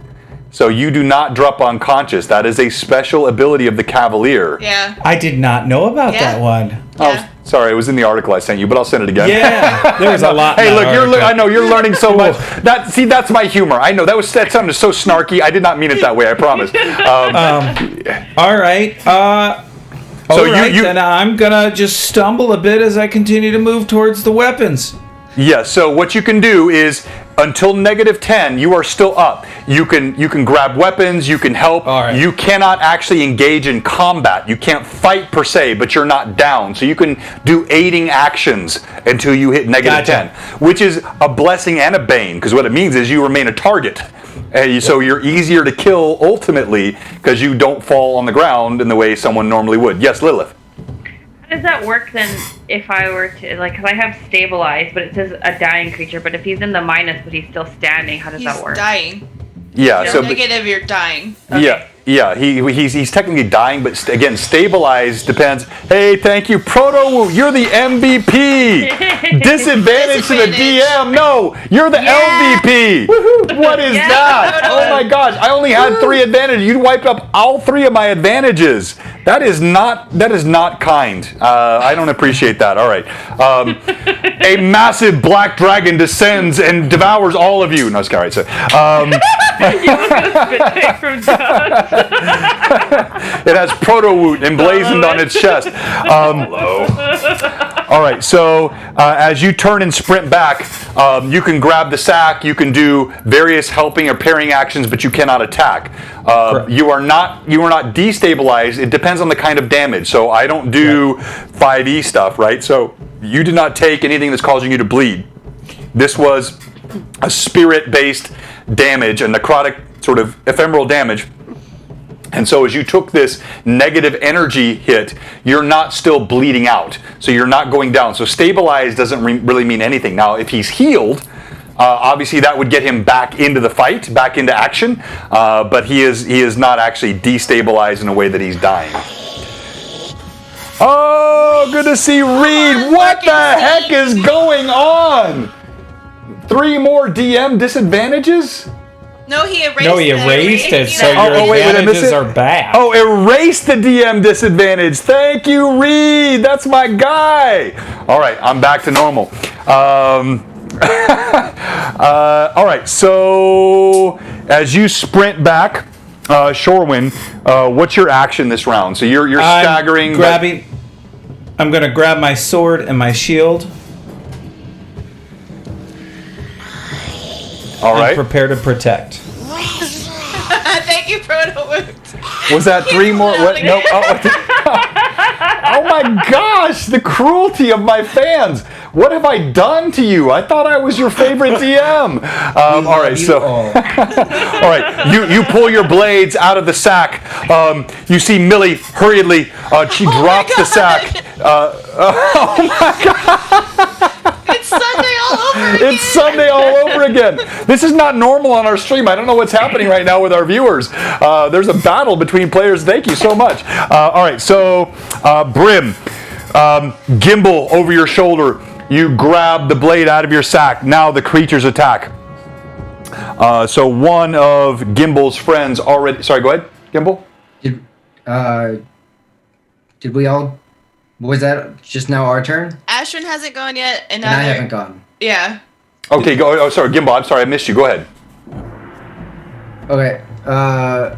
So it looks like we're closest to this side, away from the ghouls. Is that correct? Yeah, well, yeah, so Brim has carried you past them, right? So this is the dais where you were raised. Yep.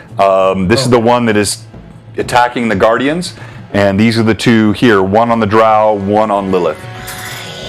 And where's the Drow? The Drow is right here. Sorry, the cheer thing is in the way. Hang on. Thank you, ridiculous. Wait, no, not thank you. Not thank you. A disadvantage to the DM and then 2 advantages to Lilith. All right, I'm going to shut off these cheers in a second here because they're hurting me right now as a DM. I'm teasing. Yeah, so the Drow is here, Gimble, with one of the spirits on him. Okay. So he's pretty close to us then. Yeah, he's about 7-8 feet behind you. Okay. I'm gonna first tell Brim, wait, put me down, wait! I don't know if he puts me down. No, I do. I put him down and I pull out my great axe. I stay by his side. Am I able to move 5 to 10? I want to cast a spell on that one in front of the Drow. Yeah, you're right there. You're close enough. Yes, you can do that. So he is going to cast Burning Hand, which is also just verbal and somatic. Right. So his hand will be in a fist as he rubs them, almost like he's heating them up. And he will say, "With open hands, heat abounds. Heat abound with flaming." I don't know. And he just throws his hand forward. It's too tense right now. That was awesome. I don't know. All right. Stay back from the dead. Whatever. He's a little rattled. Okay. Yeah. All right. So yeah. And DC 14. DC is 14.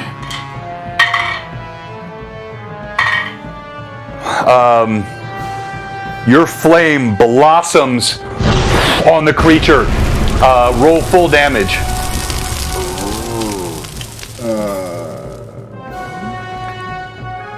I guess I should have looked that up. So 1d4 takes 1d4, I guess. Catch these hands. Oh, Steve! Hold on. Steve just gave you one. From my fingers come gouts of flame. To the undead I bring pain. All right. What was the damage? 3. 3. Well, not that much pain. All right. I would have changed my sound effect if I would known it was going to be like that, Rory. No, I'm just kidding.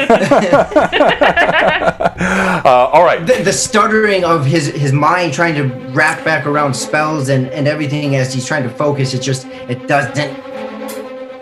No, that's perfect. That makes sense. All right, so Ashrin, she's right here. She is standing right next. She sees Shorewind stumbling past her, remaining on his feet against all reason, defying death with his heroic cavalierness. And she reaches out to him, and she casts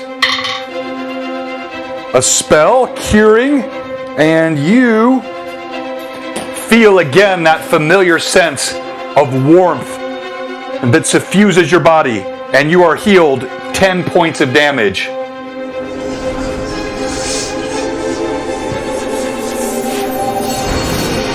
Now, real quick, can I tell it's coming from her? Yeah, like she like literally like puts her hands on you. Oh, as you she run puts past. her. Yeah. Okay, so I'm gonna turn and I'm gonna look at her and I'm gonna say, "Thank you," and I prepare myself. All right, as this happens, you just feel this jolt of energy. You pull your blade and your shield out of the sack. You hear Brim lumbering behind you. You see the gout of flame come from Gibble's hands. And now it is their turn to attack. The one in front of the Drow strikes out again. Oh my gosh, I am hot tonight. That's 2 hits. Oh wait. No, I'm all neutral, right? I don't have a disadvantage. I think they were all neutralized. You have. Oh, I got one. I got one. You have that's right. Okay. advantages right all right. now. Let me see. So So the first one is still a hit because that was 2 hits. The second one is not a hit now. So actually that disadvantage just hurt me. And you see the drow staggers back against the wall. He cries out in pain as the creature pursues him. Lilith, the one standing in front of you, attacks. It also has a 20% miss chance for the Right. Searing miss. Well, yeah. And let's see. No, it is not obscured. And remind me of your armor class, please. 17. That one is a hit. So you feel the cold hand, a claw pass through your body. You take 9 points of damage. Your breath sucks out of your lungs as it hits you. Are you still conscious? She falls to the ground. She falls to the ground unconscious. Oh my gosh! All right, the one atop the platform, it reaches for the male gnome on the edge and strikes out.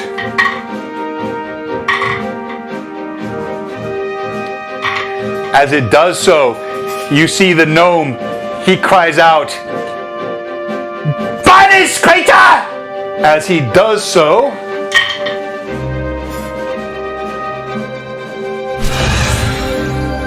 you see this one vanishes. A powerful spell cast by one of Gimble's childhood friends. And we go to initiative. All right, here goes. My gosh, my third one! What the heck is going on with my initiative rolls tonight? I'm good on the attack rolls. I'm sucking on the initiative rolls. All right. All right, so the bag is there now, and I have both of my weapons. And I see my best friend Lilith just fall to the ground, and I'm going to charge right at that one right in front of her because I do not want her to die today. Well played. All right, so you spin now confidently with your blade in hand, and you rush toward the one, and I'm going to say... Am I close enough, please? Brim there... That's just close enough. Yes, I'm going to give you that attack. Yes! All right, and I'm going to roll both of them with advantage, and the first one's going to be a precise strike. Okay, so my rapier, advantage number 1. Doot. Okay, that's 2 15s. So that's a 24 from the Lion's Call. That is a hit. Okay, and then with precise strike, that's other things for my damage, so yeah. And then on the dagger, which I'm also rolling at advantage, and it's the dwarven dagger from Gareth, right? By the way, that is a 24 to hit. All right, and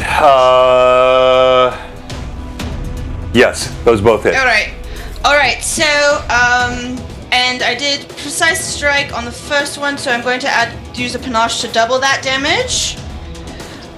So 1d6. So that's a 6 on the die, doubled is 12, 15 points of damage from the rapier, and then from with precise strike. Hold on, just a second. I can't remember if there's anything else I add to that precise strike.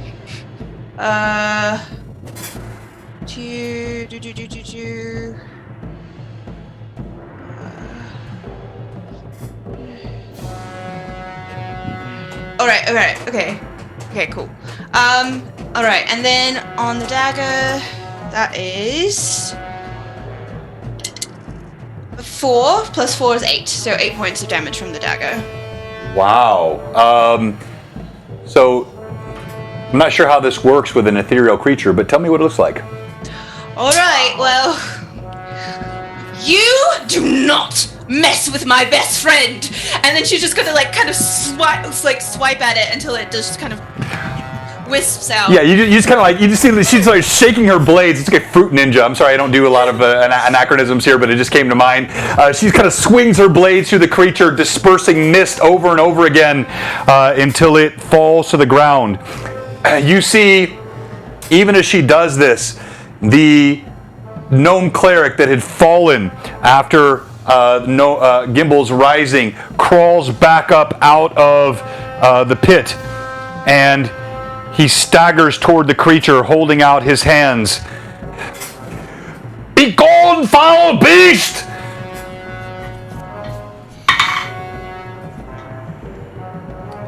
It resists and is not gone. All right, we go to Brim. Right, here we go. And now that I have my axe, I'm just going to move up within that 10-foot range. Yeah, you're right there, Yeah. And I'm just if I can still swing with getting up to it. Yeah, you're only 5 feet away. You're fine, especially with your reach. And I'm gonna swing as hard as I can using one of my advantages. Okay. Thank you for the follow, Reluctant DM, and no Hobby Nut. She did not get his ghost nads. That is reserved for Lilith. Lilith is the nutcracker. No one else gets that. All right, go ahead. 26 to hit. That is a hit.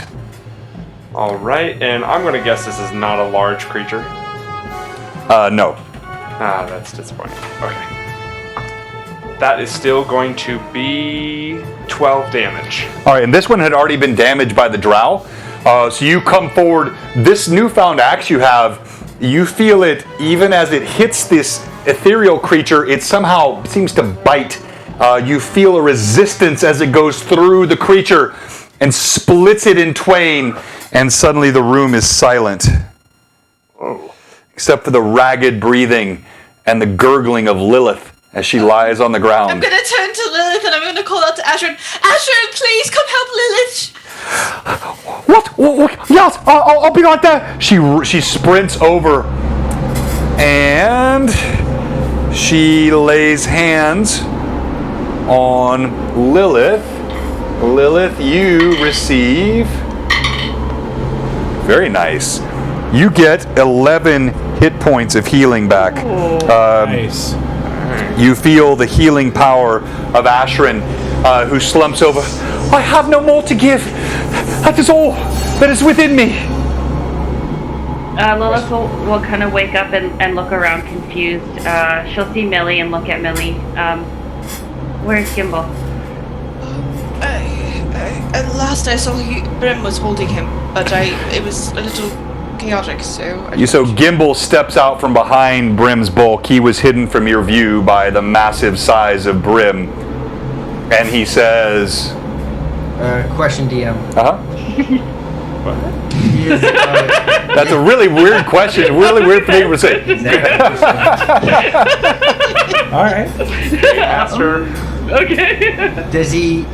Are the other... the one that, Tyra had died, are the other 4 gnomes still in there, and is Zindira still in there? Yes. So your mother, your siblings are fine. They did not engage in the combat. They stayed back. The 5, there were some rolls I made and things. I didn't want to burden down the combat with 10 NPCs doing attacks. So I was making some rolls as we went that I was not role playing for you, but all 5 of them were engaged, doing different things. 4 of them remain just Tyra with her head pulled off. Gimble will go over to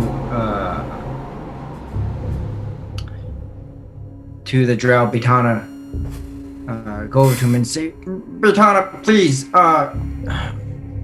if you would, assist my friends. And he is going to go over to his mother. All right, so you all see this. You see Gimble speaks to this drow as a personal friend. The drow who's still not pulled, you know by his hands. No other creature has these slender, ebony-skinned hands. But you still can't see the face, obscured by the hood. He puts the wand away, sheathes the scimitar, and he nimbly lofts up the steps as Gimble runs over toward his family. All right, what's everyone else doing? I would like to stay a respectful distance from Gimble and his family, but still almost bodyguard-like stay with him. All right. I'm going to hold a hand out to try to help Lilith up since she's fallen. Are you quite alright, dear? I think so. Thank you. And she'll kind of lean forward and just kind of like touch Millie's face. I threw that rock. Can you help me find it? Of course. Yes, and I'll just kind of start looking around our feet to see if we can find Gimble's rock. Gimble's rock. All right, so I'm going to go back towards the entranceway, and I'm just going to kind of stand there and keep guard. all right, you see as you do this, Rayam is in the same place, and she nods at you. She still appears quite wary, and she's clearly pretty heavily hurt as well. As you go and you look for Gimble's stone,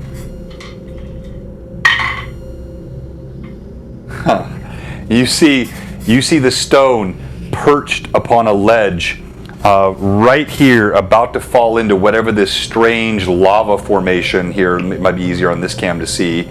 Let me pull that out. It is right on the edge here, about to fall into the lava. Who sees it? Is it Millie or Yeah, so, but you're both coming up the same. You both see, like, you're both searching. You both see this. Since I know I'm fairly dexterous, I'll just snatch it up real quick. So yeah. and hand it to her, since I know I can. All right. So Lilith will literally look at it and like look right at Millie. all right. So give me a quick D20 if you would, please. Of course. Do I need to add anything to this? No, I know what I need to add here. That's 9. Yeah, all right. So it's not hard for you. You run over, you snatch the stone up off the ground, and you hand it to Lilith, who looks quite relieved.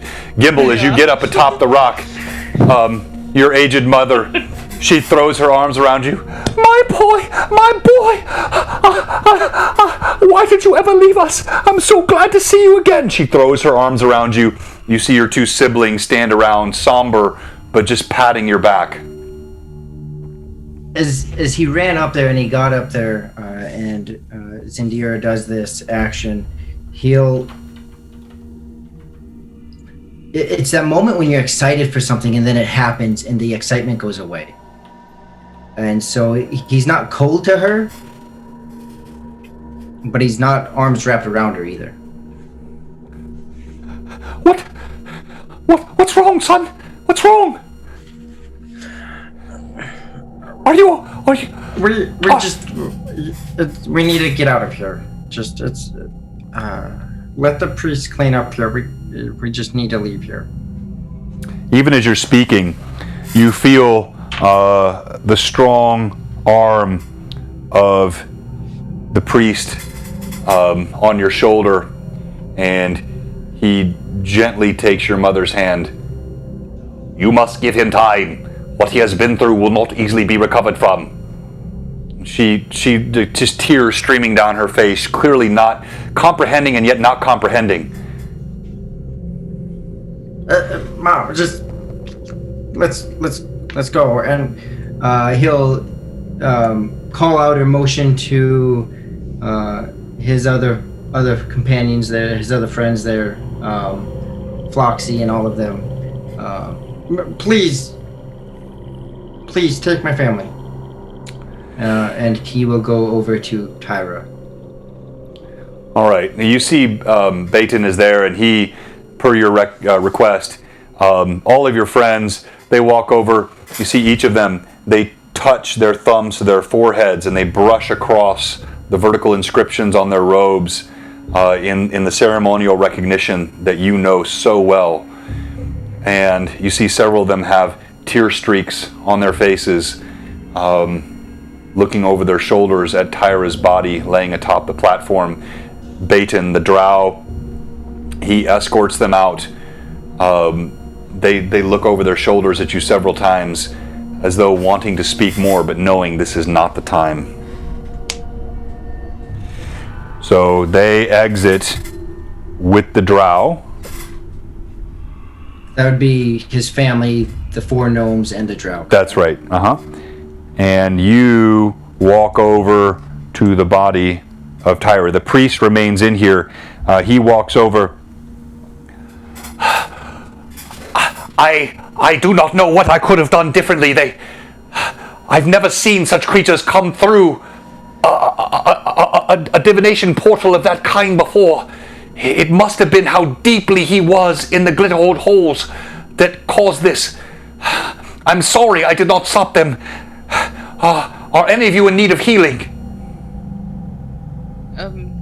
And I'm going to look side to side and say, our cavalier and our druid could use some mending, I do believe. All right, so what's that? I said Rayam. Yeah, you notice Rayam didn't even speak up, but she nods in thanks as you say this. The priest moves. He has 2 of his more potent healing spells. He will use one on Millie. Oh, I'm good. Oh, I'm sorry, not Millie. Lilith. I meant Lilith. Sorry, Lilith is what I meant.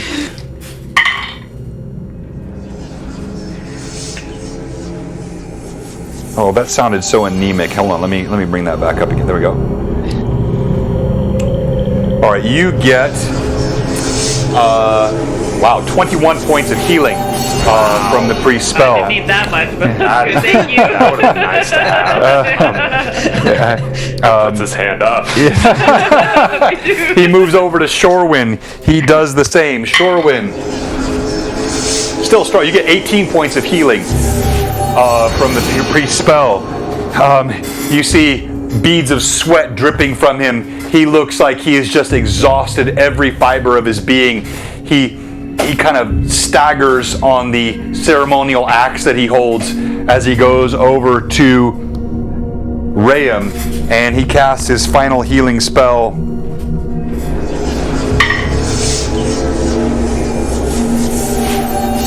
You see, not nearly as potent, but still helpful for Rayam. She straightens, and he just kind of moves slowly back over to the platform. Gimble, you stand over Tyra's body. What is around the platform? Yeah. Sure, so let me bring that up so you can see it a little more clearly here. I guess my question would be, where did Gimble's rock land? Okay, so if you can look at it here, I'm going to actually move the camera around a bit. So Gimble's rock landed on this side of the dais and the platform where he was healed. This is where Millie and Lilith found the rock. It was all the way on the opposite side. Here is where Tyra lies fallen. And so what looks like under the platform, under the circular platform, that's lava? That's right. So it's some sort of strange lava. It's hard to describe what it is. It looks almost, it's more magical in nature. It's not, it has heat to it, but not the burning heat of true lava or magma. This is some sort of holy, magical place. I'm sorry, everybody's laughing. I got to look at the chat here.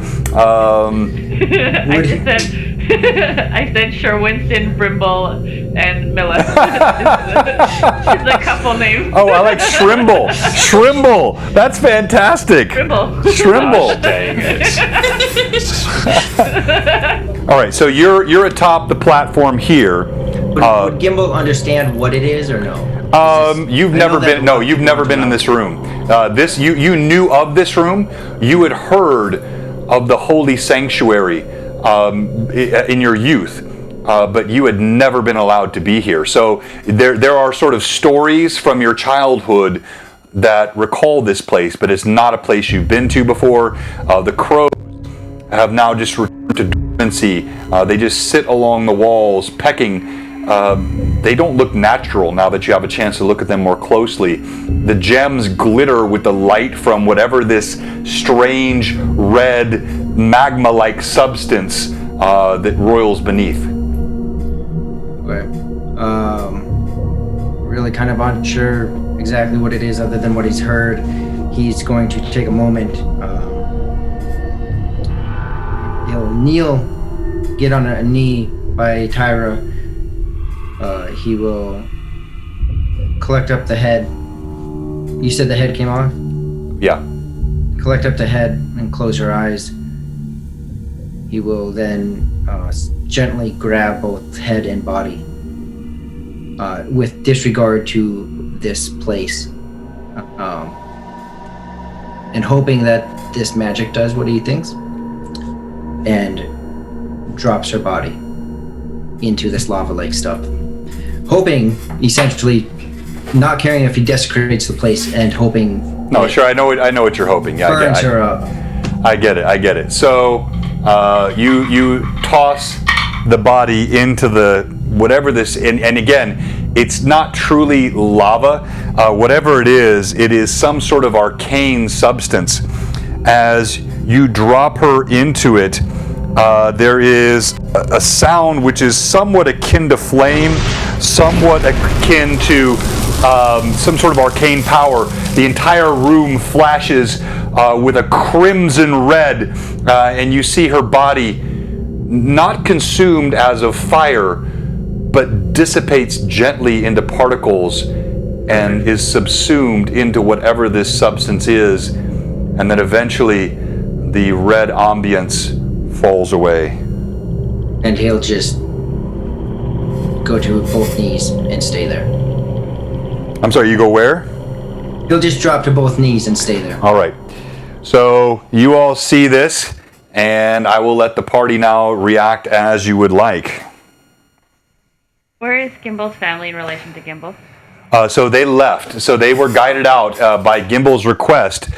You saw that drow that had been so effective in the combat.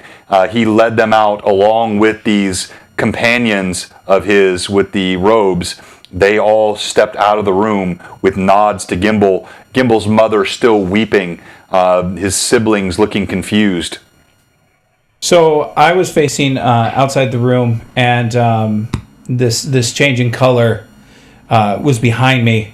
So as soon as the coloration and the changes in the room, I turn around at ready and yell out, "Is there another beast?" You hear Shorwin yell this out. No, everything is alright for now. Lilith will cautiously approach Gimble. So I changed the lighting just because I've had that other effect on for too long, and I know it kind of gets hard on the viewer's eyes. Lilith, you walk over. You see Gimble on his knees. The skull of the owl still rattles against your chest as you walk up the platform, and you see he's kind of right at the edge. She'll come down, she won't say anything to him, but she'll come down on her knees right beside Gimble and kind of just bring her arm around him, giving him a little squeeze on the shoulder. Are you okay? Silence. And fairly stiff body. Silence. No tears. Blank expression. This feels strange to you. You've not seen this side of Gimble. He's almost non-responsive. She'll lean forward and kind of look curiously at his face, trying to look him in the eyes. And he'll just blank expression look at you. She'll just pat him on the shoulder and then get up and walk towards Brim. All right, so you turn and you walk back toward Brim. Brim, you see all of this. Anyone else doing anything of interest?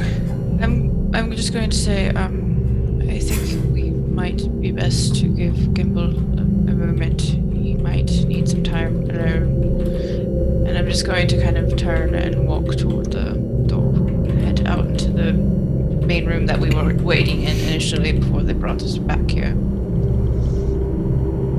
Okay. Brim will stay for a little bit. Shorewind's gonna follow Millie out. All right. Well, if we look at Brim, are you're gonna stay with him? In silence, he reaches down and does the head thing. And presses. She'll reach up and grab his face to put her head towards him, and she'll nod and she'll walk out with Millie. Can I make a slight adjustment, DM? I'm sorry. Okay, sure. The ribbon you said, was there a garment or a ribbon that was on them with the writing? Was it a part No, of so it was a cloak. They each had cloaks with the inscriptions in vertical gnomish lettering. Proper to assume there's probably some kind of garments under the cloak? Yeah, they're not. Yeah, yes. So I'd want to remove the cloak. Before you threw her in? Yep, knowing what that cloak is, the cloak comes off, and then. Okay, happens. Yeah, I'll allow that. That's fine. I think that's a thing that Gimble would have done in the moment. I think that's fair. So you pull the garment off before you throw her in, but again, still that whole non-responsive episode with Lilith. Yep. All right, so Millie, I'm sorry, you and Shorewind stepped out of the room, correct? And you're going And where? Lilith as well. She followed us. All right, Lilith. And you're going where? Just into the main area where we had been waiting before they asked us to come back and take part in the ritual. So that first chamber. Yeah, so as you step out, you immediately realize it was a dizzying number of turns and directions. You have no idea which direction to go, and you don't see any sign of the gnomes that left the chamber. So you can start walking if you would like to, and we can make some rolls, but as I described on the way in, it was like a catacomb, downward, left, right, dizzying array, like you have no idea where you are. Okay. Alright, well, if we're not too far, I guess I'll turn back around and just walk back towards the room. Millie tends to be fairly, pays attention to relatively where she's going, so getting back to the room shouldn't be terribly difficult. Okay. The priest, who's the lone remaining non-member of the party that's still in the room, he walks over to Gimble, where he still kneels, and he puts a hand on you, Gimble. He says, "My son, I cannot imagine what you have seen on the other side. Are you well? Are you whole?" He'll nod his head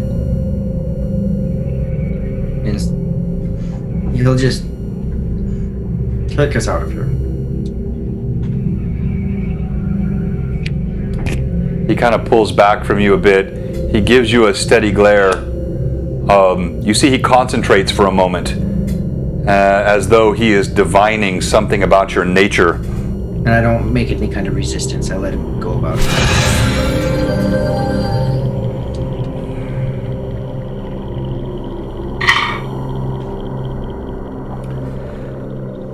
He shrugs. "It is to be expected. You are far in the glitter halls. Follow me." And he turns to lead you out of the room. And I'll give a not as blank of a stare. His face is still emotionless. His eyes are still kind of blank, but it's not cold. And he'll look over to Brim and just nod his head. It's time to go. Yeah, Brim opens his mouth to say something and stops. And he nods to Gimble and follows. All right. The priest leads you out. Is anyone else doing anything differently, or just following him? If they're coming to us, then I'm just gonna follow the priest. Yeah, you see this as you're walking back in. You walked out and you were like, "Oh my gosh, I don't know where to go." You see the priest come walking out. Gimble trails behind. He seems to be almost a bit wooden in his movements right now, just not clearly himself. The priest, though, leads the way, and soon you go through the catacombs and the hallways. You go past several places that look like eating halls and small rooms. Occasionally you pass another gnome that just skitters off when it sees the party they just kind of move off in another direction. Even if they don't seem to overtly know, they sense something has happened. And so you are left alone, and soon you find yourself back out, not in the main room that you entered into, but into a room that you passed as you had originally come in. You see it looks like a well-furnished room. There are several beds and bunks. There's a table that is set with an array of food on it. And the gnome priest looks at you and says, "I do not think there is any cure for what ails him beyond time and companionship. You may rest here as long as you like. But his friends wish to speak to him, and I suspect it would be the desire of many here in the Gnome Hold to draw vengeance upon those who infect our hills, for it is our calling to drive these humanoids out, and we will aid you if we may." Yes, I do believe that was what we were coming for in the first place, so we would appreciate the help, indeed. All right. He looks once again at Gimble. He makes eye contact with you, Gimble, like he's trying to make some sort of connection. "Lad, are you sure you're all right?"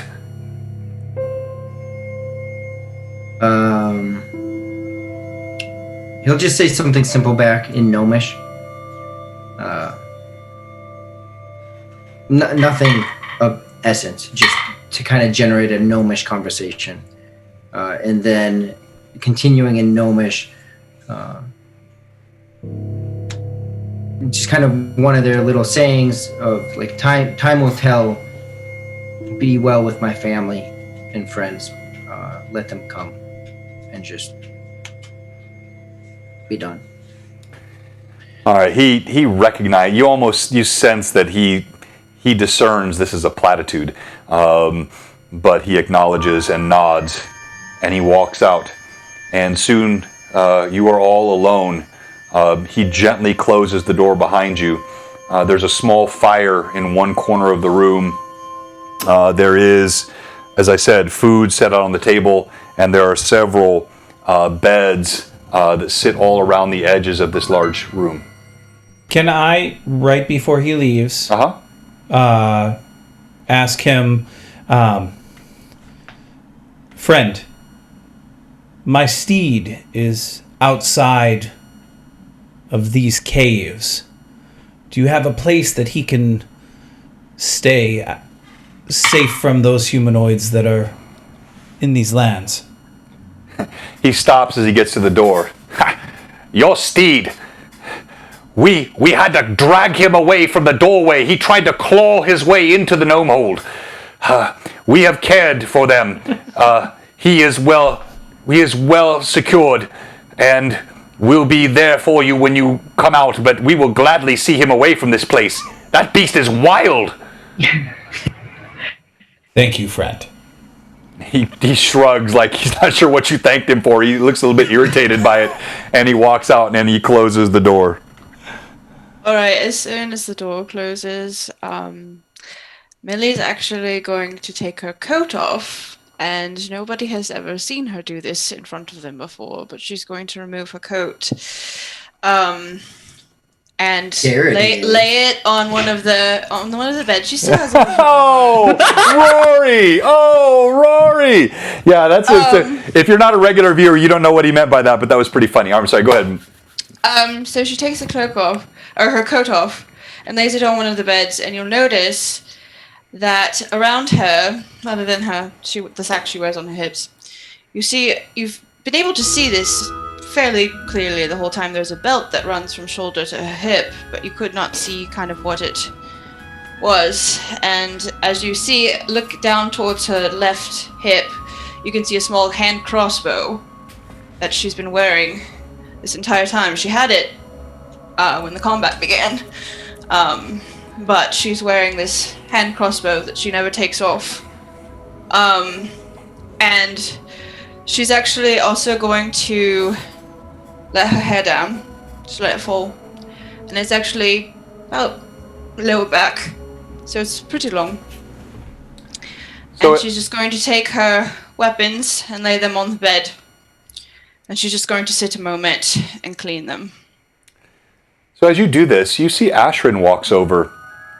You know, she's still very cautious around you, but she kind of hesitantly steps over. I don't mean to pry, but I understood the gifts that came from others, but a crossbow bolt, clearly it meant something to you, and I mean no disrespect, but how could this have been so valuable and important to you? Perhaps the day will come that you'll find out the answer to that question. And then Millie just goes back to cleaning her weapons. She almost like flinches away from you. You know, she's been rebuffed so many times by Millie. She's almost expecting. Millie's not saying it in like a I know. Yeah, I didn't take it that way. I didn't take it that way at all. But Ashrin did. You know, she's just like she's very cautious around Millie. So she kind of steps away and just nods politely. Lilith will be excited at the actual length of Millie's hair. She'll come over and sit on the edge of the bed with her and kind of just look at her, and she says, "Can I braid your hair?" All right, that's another first on Blue Box. I don't think any of 40 years of DMing, I've never had one player offer to braid another player's hair. That's awesome. Do you know how to do it in the elven way? Yes. It's just, for so many years of my life, I was always treated not elf enough, and it would be kind of nice to wear it like that, if you would. Of course. And she just gets excited. She'll let Millie still clean her weapons, and she'll just sit behind her as she braids her hair. Very much so like Winston's. No flowers, no, we don't have flowers. No sans flowers. But in a very, kind of like a gentle, like loving way that she'll just kind of gently braid her hair, letting Millie do her thing still, but not to disrupt her, but still to just do her hair. She does, like, as she's doing it though, she will glance at Gimble every now and then just to make sure that he's. So what does she see, Gimble, as she's glancing over at you? As everyone's settling in, and the individual left the room, Gimble will look around and take a plate and eat. There's food. He's been gone. Yeah, so Gimble, even as you set to it, you suddenly feel a ravenousness that you've never sensed before. It's as though the very soles of your feet are hollow. You start consuming Brim-like quantities of food at the table. Brim, what are you doing? I've kept an eye on Gimble this whole time, and I've set my axe up by the door, and I'm just kind of leaning, keeping an eye on the party. And then, do I look around the room? Do I see... So you said there are beds. Uh-huh. Is there any sort of tall, like a hat post or a coat rack or something tall and wooden like? Okay, hang on. So, let me think here. Hold on.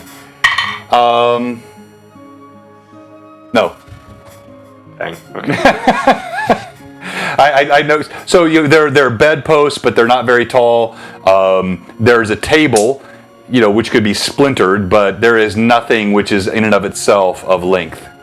It can wait. I'm just going to sit down next to Gimble, or at least kneel down, whatever a chair can hold. And I'm just going to start putting a ton of food onto my plate as well. All right, you heap it up at the table. What's that? Is there milk? Yeah, these are gnomes. Yeah, there's a combination of mead, a huge pitcher of water, and there is in fact a pitcher of what looks like it might be goat's milk. Cool. I pour a glass for Gimble, and I kind of put it down in front of him, and pour myself one, and kind of lift it up as a let's drink. No words, let's drink. You know that smile that's rough and tough? It's not really, it's more of a grin, but it says, okay, smile and drink. Oh, what a touching moment. Master Blaster is back. All right, Shorwin, what are you doing as you see all this? The room is rectangular, circle. It's rectangular. It's probably a good 30 feet wide and 50 feet long, so it's a good sized room. All right, I'm gonna move just towards a back corner that's away from everybody else, and there are beds all along the walls. Yep. Okay, and I'm gonna find a bed over there, and I'm gonna begin to take off my armor on the side of the bed and begin cleaning it. Okay, so you're cleaning your armor. Gimble and Brim enjoy the milk and the food at the table. Rayam, she sits over in the corner, somewhat taciturn, just observing, taking sustenance, but making no comment. Ashrin continues to put furtive glances over toward Millie and Lilith as the hair braiding is going on. And, sorry, go ahead, Brim. Sorry. While I'm eating, without even looking up, I just get one mouthful.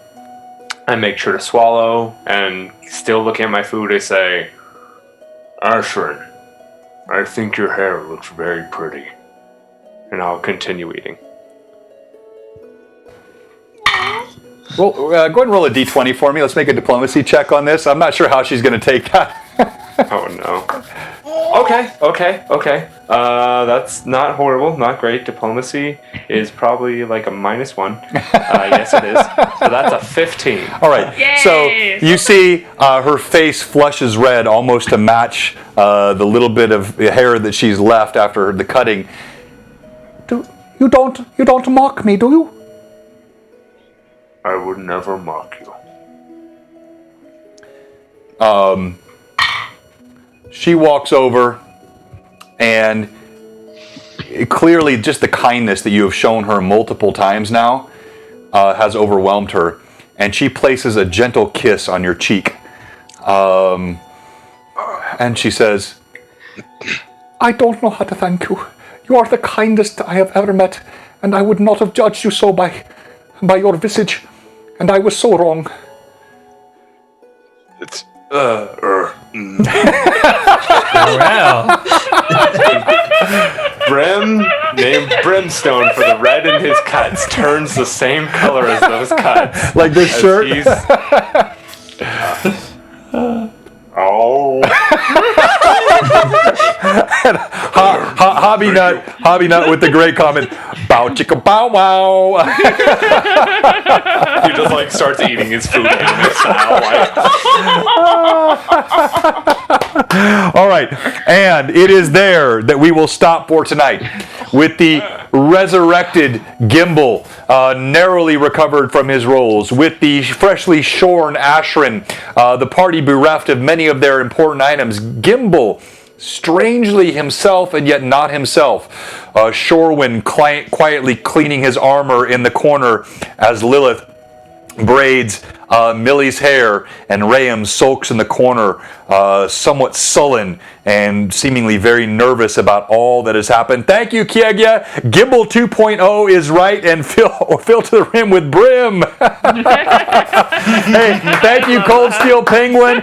And yes, so look, I mean, these things are always challenging but fun as a DM when you don't know what the party's going to do, where things are going to go. But I just, again, am really, really happy with how all the players filled this out and did a great job.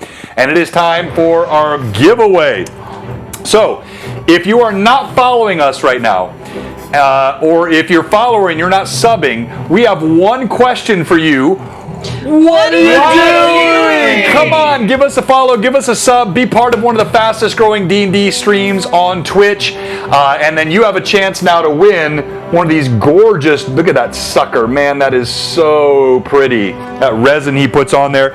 We're also going to have a quick after chat with the players, so don't leave.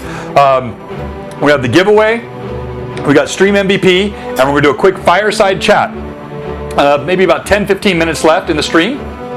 So don't leave us yet. Don't leave me now. And let's go ahead and let's have a why you should be stream MVP from each of our players. Through the poll. What's that? She's like, all right, I have to do that. Yeah, exactly. I know. It's like these players all they resist it deeply, but that's why I force them to do it. All right, let's start with someone who I know is always good at self-promotion. Millie, why should you be stream MVP? Oh, good gracious! I'm making polls. One thing at a time. That was her reason. That's her reason God. right there. Okay, and by the way, so this is important. So Orion Noir just said he missed half the battle, so he really needs the recap. So you gotta sell it to the folks that missed it earlier. Hello. Okay, so why I should be stream MVP? Because I gave up a very, very important item to my backstory, like super important. The DM knows this. It's like super important. Super important. And let's see. I got everybody's weapons. That was pretty important too. And I think generally jumping to Lilith's rescue and just some of my roleplay this evening. I feel it's very good. So yes, that's why I should be stream MVP. I think that's well said. And yeah, by the way, at some point maybe we'll understand what that crossbow bolt meant to her, but that was huge. All right, let's go to Lilith. Why should you be stream MVP? For attempting a hit and miss with Gimble's Rock, and then retrieving Gimble's Rock. Casting a Obscuring Mist to try to hide from the thingy-majiggers. Which actually was quite effective. That helped you. Yeah, to obscure since we had no weapons. Offering her totem, her clan's totem, to Gimble to bring him back. Braiding Millie's hair, just furthering a connection between the relationship between Millie and Lilith, and checking up on Gimble. Also, not wooing Winston at all this session. So I mean, that's like a big win. Which has nothing to Because he wasn't there. had nothing to do with the fact that he was literally Big win. hundreds of yards away. All right. I could have stayed with him, but I chose to follow you guys. All right, fair enough. Let's go to Brim. Brim, why should you be stream MVP? I feel that Brim should be stream MVP because instead of doing the smart choice of running back to grab the axe, he went for Gimble to try and kind of re-anchor him and be there for I love that, by the way. That was a great moment, yes. And then also knowing when not to speak. Which is critical, especially when you got 5 active players, a pretty verbose DM that consumes a lot of airtime, and so just knowing when you can jump in and find those spots, because sometimes the pauses are as important as the speech, right? We all understand that. That was so critical, and you've noticed there have been a lot of times in the last 2 or 3 streams where there have been 5 to 10 seconds of just silence. And those are important moments in the campaign. So I think, yeah, fantastic job. All right, let's go to Gimble. Gimble, why should you be stream MVP? Well, I'm alive. Mic drop. I would say my spell use, being witty with the words, also casting blur, which was helpful. Sacrificing the round, because the whole role play aspect of coming back and the trauma, and I would say even what he did after in the aftermath, everything in that chamber, kind of what he did with his friends, the guidance of his family, with his different companions there. So. No, well said. And by the way, I thought that was really well done, especially the resurrection and all. Like I don't. It's so hard because there was so much great content that you and I had talked about, and much of it that you put together, that you can't just put by force into the stream, right? But like all these characters, there's so much backstory history. This is an entire world, and I really let Rory have a part in this since this is his homeland, and he went above and beyond. As I said, he sent me a 12-page document. Now, a lot of that was his original backstory, but there was a lot more new content. He took a few ideas that I gave him, and he ran with them, and it really made all the family the group that you saw with the robes and the inscriptions. There was so much behind all of this that made it real, and Rory, you killed that. Also, Hobby Nut feels like because you could not woo Winston, wooing Millie is apparently what's coming next for you, Lilith. It all starts with the braiding of the hair. Exactly. and then we segue from there. All right. So if you haven't done it yet, make sure you type !dice tray. Because we're going to give that away in just a second. This dice tray, gorgeous Dragon Crafting Guild dice tray, is going to be given away tonight. Last but not least, Shorewin, why should you be Stream MVP? So, Shorewin once again put his body above all else. At this point, going into the negative and still deciding to fight. Additionally, his fist managed to go directly through an enemy. Literally. Literally. You do know what literally means. That's good. Okay, the poll has started. Okay, wait. Were you done, Shorewin? No. Well, I had a little more. Yeah, keep going. No, keep going. Keep going. I didn't think you were done. It has 3 minutes. It has 3 minutes. Continue. Additionally, there's a bit of backstory revelation that is starting to come out. Yeah. Being the late member, there's more to come. Yeah, well done, and bravo to all the players. Just absolutely well done, well done. All right, so while you're voting for Stream MVP, here's what we're going to do. For the dice tray, I'm going to roll the giveaway 5 times, and then like we've been doing, we love the old school D20, so each of these players will roll for one of the viewers tonight to see who wins the dice tray. And by the way, if you haven't followed us yet, give us a follow. Follows and subs help you on the giveaway. The Nightbot automates all of this. And let me, as I'm getting ready here, got a couple minutes left on Stream MVP. Let's go with the first roll. Yeah, make sure you type it. I'm going to start these now, so if you haven't, !dice tray. All right, the first potential winner, Roxafarius! Outstanding. And remember, if there's subs, and I'm not showing that he's a sub currently, so we'll start that with Millie. Millie, Okay, he gets. I got you, Rex. He has one D20. he got one D20. Thank you, Orinwar. All right, next roll. Kiegia, a sub, and that goes to you, Brim or Josh. So you roll for Kiegia, and they get 2 D20. Gotcha. I'm seeing Rox as a sub. Well, God, are you sure? Because like I'm looking at the Nightbot I'm here. looking at his Okay, stuff all right right. now, Then and it's showing a flask we're gonna try. So double check me on all this. Somehow the Nightbot misses those. I don't know why. Next one. Oh, our new follower, your reluctant DM. Congratulations, you are in the drawing. So that goes to Vivi. Lilith. So that's he's a follower, not a sub. So that's one. D20. And next we're going to go to Sperry 14. Outstanding. Great follower, sub, great chatter on the stream. And that's Rory. So Gimble, you've got Sperry 14. You guys got to remember all this. And then lastly, we have Steve Bloodwild, outstanding. And man, not only a great sub and a great follower, huge contributor to our Discord channel. We're going to pop the Discord creds here in a second, but let's not do it before the Stream MVP because I don't want to distract. MVP is about to run out, Yeah. so anybody else... You type your Stream MVP in real quick here. And It's pretty much... it's about... It's that's another one. I'm telling you, man, it's the eyebrows. That's all it is. It's just those gorgeous eyebrows that you arch to such dramatic. I have the same thing, but my eyebrows are too light. They don't look as good. Like your thick, dark brow. It's so dramatic. So well done and congratulations. So write that down. That's 500 XP extra for Shorewin. Which is good since he's a late entrant into the party. He's actually a level behind, so that's very, very helpful to Shorewin.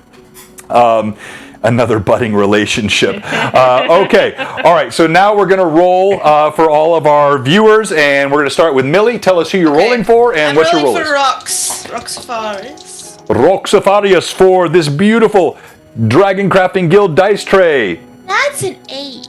An 8. Okay. It was 2 of them. Wow, 2 8s. Barely would have made Gimble save. All right, let's go. But it would have saved. It would have, yes, barely. All right, let's go to Josh. Okay. Tell us who you're rolling for and what you roll. All right, Kiegia. Oh my gosh. That's an 8. An 8. Okay, so we have a tie. All right. Blood Wild, I got you, bud. All right, let's go to Vivi. Vivi, who are you rolling for and what have you rolled? Your reluctant DM. Our new follower tonight. Thank you, Reluctant DM. Nate. 10. A 10. Okay. All right, you're currently the leader. Let's go to Rory/Gimble, the man of the night. Hey, drunken heretic. It's 1 or 2 for Sperry 14. He's 2. 2. He's a sub. Yep. He's a sub. Yep. Yeah, he's got a flask. Ooh. If he says 8, I'm gonna die. Yeah. Man, I just want to say it just to say it. I got a 5 and an 11. An 11! Oh! Price is right. Edging into the lead for our newcomer. Wait. Yeah, so that's awesome. Sperry 14. Congrats, you're in the lead. Now let's go to Terry. Who are you rolling for? I am rolling for Bloodwild SW. Here we go. Sorry, Reluctant DM, you were 1 away. 12.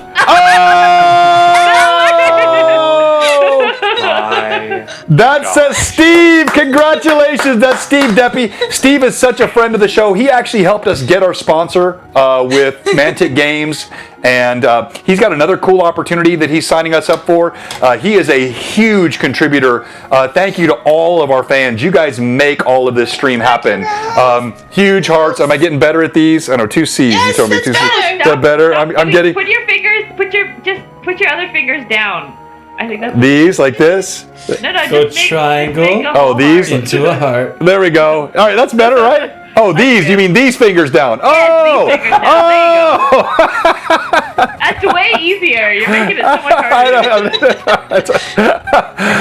Absolutely, thank you all of our followers and viewers. I don't know how many we had tonight for subs and all of the cheers and bits, but we appreciate it. So let's just do a quick fireside chat. I want to spend maybe 5 minutes or so. Right. And maybe go a little bit behind the scenes because again there was a lot behind the scenes, and maybe Rory in particular, you could probably partake in this a little bit more since so much of this was centered around Gimble as a character. But I'm open to anyone. So any questions from the audience for our players or the DM, and then while we're waiting for that, I'm going to open it up to the players' comments, thoughts, questions on the session tonight. Speak at once. Yeah, I'm good at asking those open-ended questions that make it really difficult to respond. So, How many of your students were here? I have no idea. I'll find out on Thursday, though, when I ask the questions. The secret question. 2. At least 2. Did Josh offer to shave his beard? That was a... Yes, Air Cobra. So thank you for asking. So that's going to be part of our big charitable stream next week. And let me pull the logo back up here. And so next week, we are doing a charitable stream for Save the Children. And Josh, that glorious beard that I am so jealous of, this has actually been my master plan from the beginning. I've tricked him into this because I cannot grow a beard. Even though I'm 49 years old, it would look pitiful and sparse. And I'm so jealous of his beard. I got him on the stream just so I could lure him into this charity to shave off his beard. So now you see my Machiavellian strategy coming to fold. So we're going to do that next week. But also we'll have, hey, thank you very much, Morphous Redhead Sheepdog. Every time I think I've seen the strangest name, I see another one. That's awesome. Morphous Redhead Sheepdog, thank you for the follow. So next week, our charitable stream for Save the Children, every dollar that's given, we will pipe to this great charity which fights child trafficking, poverty, abuse, recovery for children in bad situations and circumstances all across the world. And then we will match dollar for dollar here on Blue Box. And also Josh is going to shave his beard as those donations come in. So we'll start pushing all that, but make sure you mark that 200 IQ plan. Oh yeah, thank you. It was a masterful plan, wasn't it? Nope. Nope, sorry. All right. Oh! Machik, what would we have to do for you to shave your eyebrows? Wait, you're saying there's no amount that could be given to children around the world? There is no sum that you would I would shave? gladly offer up Josh's eyebrows. You're lucky my hair grows fast. No, look, I could shave my eyebrows, but they don't really show that well anyway. I don't think it'd be a big deal. But I just think it's going to be hilarious because you guys get to see me look like 28 and then 12. Yes. We do have some more questions from the chat. All right, go ahead. They're kind of related to each other, so they're both to Rory. Had you developed a backup plan? And the second one is, were you upset when Gimble died or were excited for the potential? Ooh, great questions. Mm-hmm. That's a lot of what we talked about this week. Yeah, the backup plan didn't come until this happened. Oddly enough, because when I DM, I advise around a certain level, hey, create a backup character. I did not until just now. And was I upset or excited? I mean, there's a process that I think the player goes through when they've connected. So what is I it? wasn't neutral. Grief, tolerance, acceptance, grief, anger, acceptance. Denial. Yeah, denial. That's where I was. Denial the entire time. Not denial. I accepted it. I've had characters die before. Obviously, I didn't want him to die. So I was happy when he didn't die. But, I posted videos. I created more of an in-depth backstory. I created a new character. So I was doing the whole process. You bought an outfit. I mean, you're wearing a Gimble outfit, for crying out loud. Yeah. Oh, stream MVP right here. This is why. Sorry. You do. All right, so, and I thought, yes, you had a backup character, and the backup character was really cool. So the drow that you saw today on the stream, that was his backup character, and has a great backstory and was ready to be Rory's character if Rory had failed his resurrection. So that was another nice wrinkle that we worked on throughout the week. And a lot of that stuff happens in our Discord. Some of it's public, a lot of it's private. So I don't know if we've dropped the Discord creds in there, but we should. But I will do it again. Yeah, great. And no spoilers in Discord, guys, for this week, just because some people probably were not able to watch. Yeah, it was crazy. Like, I know this is, like, again, I always think about groups like Critical Role, and we're nothing compared to that. But we've never had as watched a stream as the one we had last week on our VOD. Our video on demand on Twitch typically hovers around 30 for this stream, 35. For our Sunday stream, it's usually between 20 and 30. We had 81 views of that VOD this week, and we pushed it up to YouTube today, and it was just all about the people that care about these characters, the characters that you're all creating. And so I think, yeah, let's not drop any spoilers for those that didn't get to catch it. And if you absolutely have to discuss things, put them in the spoiler tags so they black out so that nobody can see unless they choose to. That was my one request. Yeah, no, exactly. Because we got some great, like, I'm just thinking of a few, and as soon as I mention some, I know I'm forgetting others. But people like Pat66, one of our best viewers, but he's got work stuff going on. Shane O'Mac, great viewer. He's got work, and they do catch these streams up. They watch them, and we don't want to spoil it for them on the Discord. But we can put things in those spoilers so they all dark out and still chat. All right. So any other questions before we close off? Looks like we're clean there. Yeah, go ahead, Roy. I just have one for you, John, and Evelyn together. If you guys would like a spoiler channel. Yeah, that would be a good idea. Maybe even drop a dedicated towards the bottom spoilers so channel. that it's not like Greyhawk up at the spoilers top. channel. That way people can still talk about it, all the excitement of it, but it's not in the thread of everything. That's such a simple idea. Why didn't I think of that? I I can do that. I'll just, What I'll am I get that doing?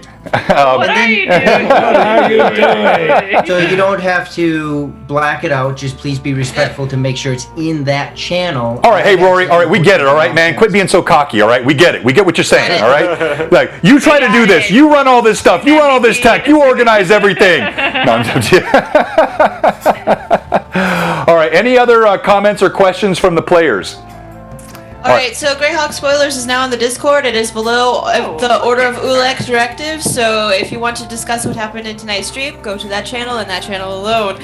Otherwise, I will be deleting all your posts. I love you, but don't do it. Look at her. Stream MVP. Always on top. Always on top of it. So let it be written, so let it be done. By the way, I still want to acknowledge. Oh my god. Not only does Terry have the best eyebrows, he still has the best camera and bokeh. His stuff just looks so cool and professional. I cannot wait to see how Shorewind continues to grow and unfold on the stream. All right, And so don't forget Winston as well. Winston, it was coming. I was waiting for you, Lilith. That's a pair there. You can't mention one with them. all right, so just as last question I have here, and thank you everybody. We're gonna close off here in a second. Bloodwild tried to give advantage earlier without actually cheering bits, but he really liked some of the commentary between Lilith and Millie.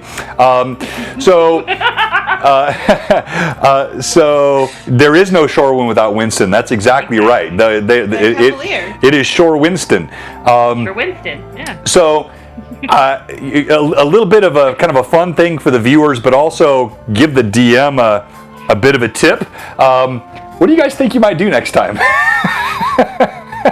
Secret. I mean, I expect us to at least RP a little bit where we are. Sure, at yeah, right sure, now. of course.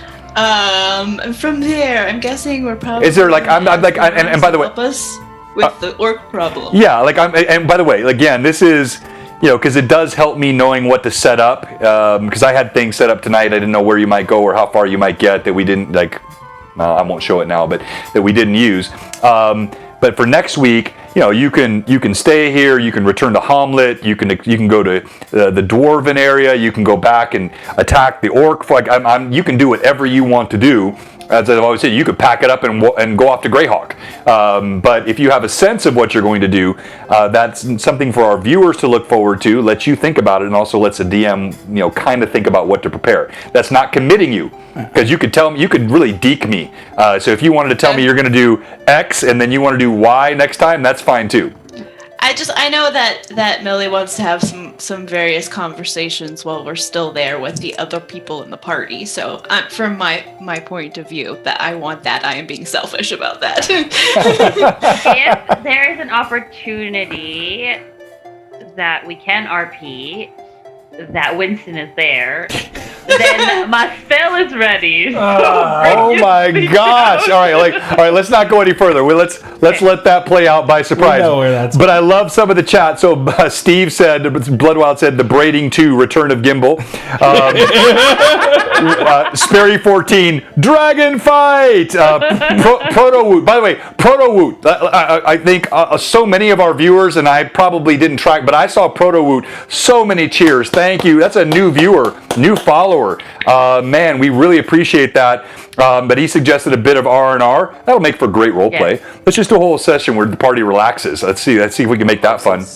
Can we bring Winston in though? Like I feel bad for out there by himself. Well, I mean, you maybe R&R should include. Gimble can shrink him down. So we can get Yeah, reduce. I like that. I guess Gimble we'll can do have to reduce. see what next episode maybe. brings. And then Or enlarge. Yes. Let's do that. Orenoir, the DM would like to know. And then maybe my favorite one of these is in a Twitch show that has everything but you, Brenna. Anybody know what that reference is? One Night in Bangkok. You guys don't know that? Of course. You got to look up that song. It's a great song. One night in Greyhawk makes a hard man humble. That's a great song. I listened to that as a kid. Yes, I'm that old. All right, so thank you so much, everybody. We appreciate all the viewers, all the subs. Let's see who we can raid here tonight. See if any of our friends are up. And reminder, we'll have our Sunday Rune Lord stream at 1:30 Central. And then we have our Lore Masters Arcanum tomorrow night. And we got a fun show. We're going to be talking about some very specific differences in editions. So not just edition war, but what kind of editions that we run here, how much of it's 3.5 versus 1E, 2E. Some specific rules, things like backstabbing and flanking and rests and other elements that are really just intended to help viewers and players understand, DMs, how you can make these editions either meld together or why you might prefer one over another. So it's going to be all about editions tomorrow night with some very specific ideas. Man, I think we picked up like 13 subs tonight, and I know, again, Maciek had a big role in that. Thank you for all those gift subs, sir. And so for the raid, We've got Not Great RPG. Repeat up as well. So let's see here. We've done Not Great RPG a couple times. Maybe we should do Loot Die Repeat. Yeah. I like those guys. Oh, it just went away. Oh. I think they just closed off. Oh. All right. Well, I'm glad we didn't do it. I've done that before. I've thrown everybody over there and then they've been gone. So, they're showing up live for me still. all right. Well, let me try the raid again. No, they disappeared for me. Oh, all right. Yeah, I think they must be. Mike Disney is supposedly on. Yeah, Mike is on. Let's raid Mike. Alright. Yeah, he's been such a great supporter. We've got the giveaways. I've got yours, Millie. I've got the one for Oreo Noir as well. The Mike Disney prints. Those are ready. So we're going to raid him. No, Will's not on. I don't see Will. Am I wrong? Alright. Hang on, because I wanted to raid Will. I stalled as long as I could, but I'm not seeing him. Let me check again. Will Kid Studios. Yeah. Okay. So it is. Blue Die Repeat is on. I don't know why they were there and then they dropped from my view. Oh yeah, Wicked Studios just showed up on mine. Okay, well, let me just manually type it here.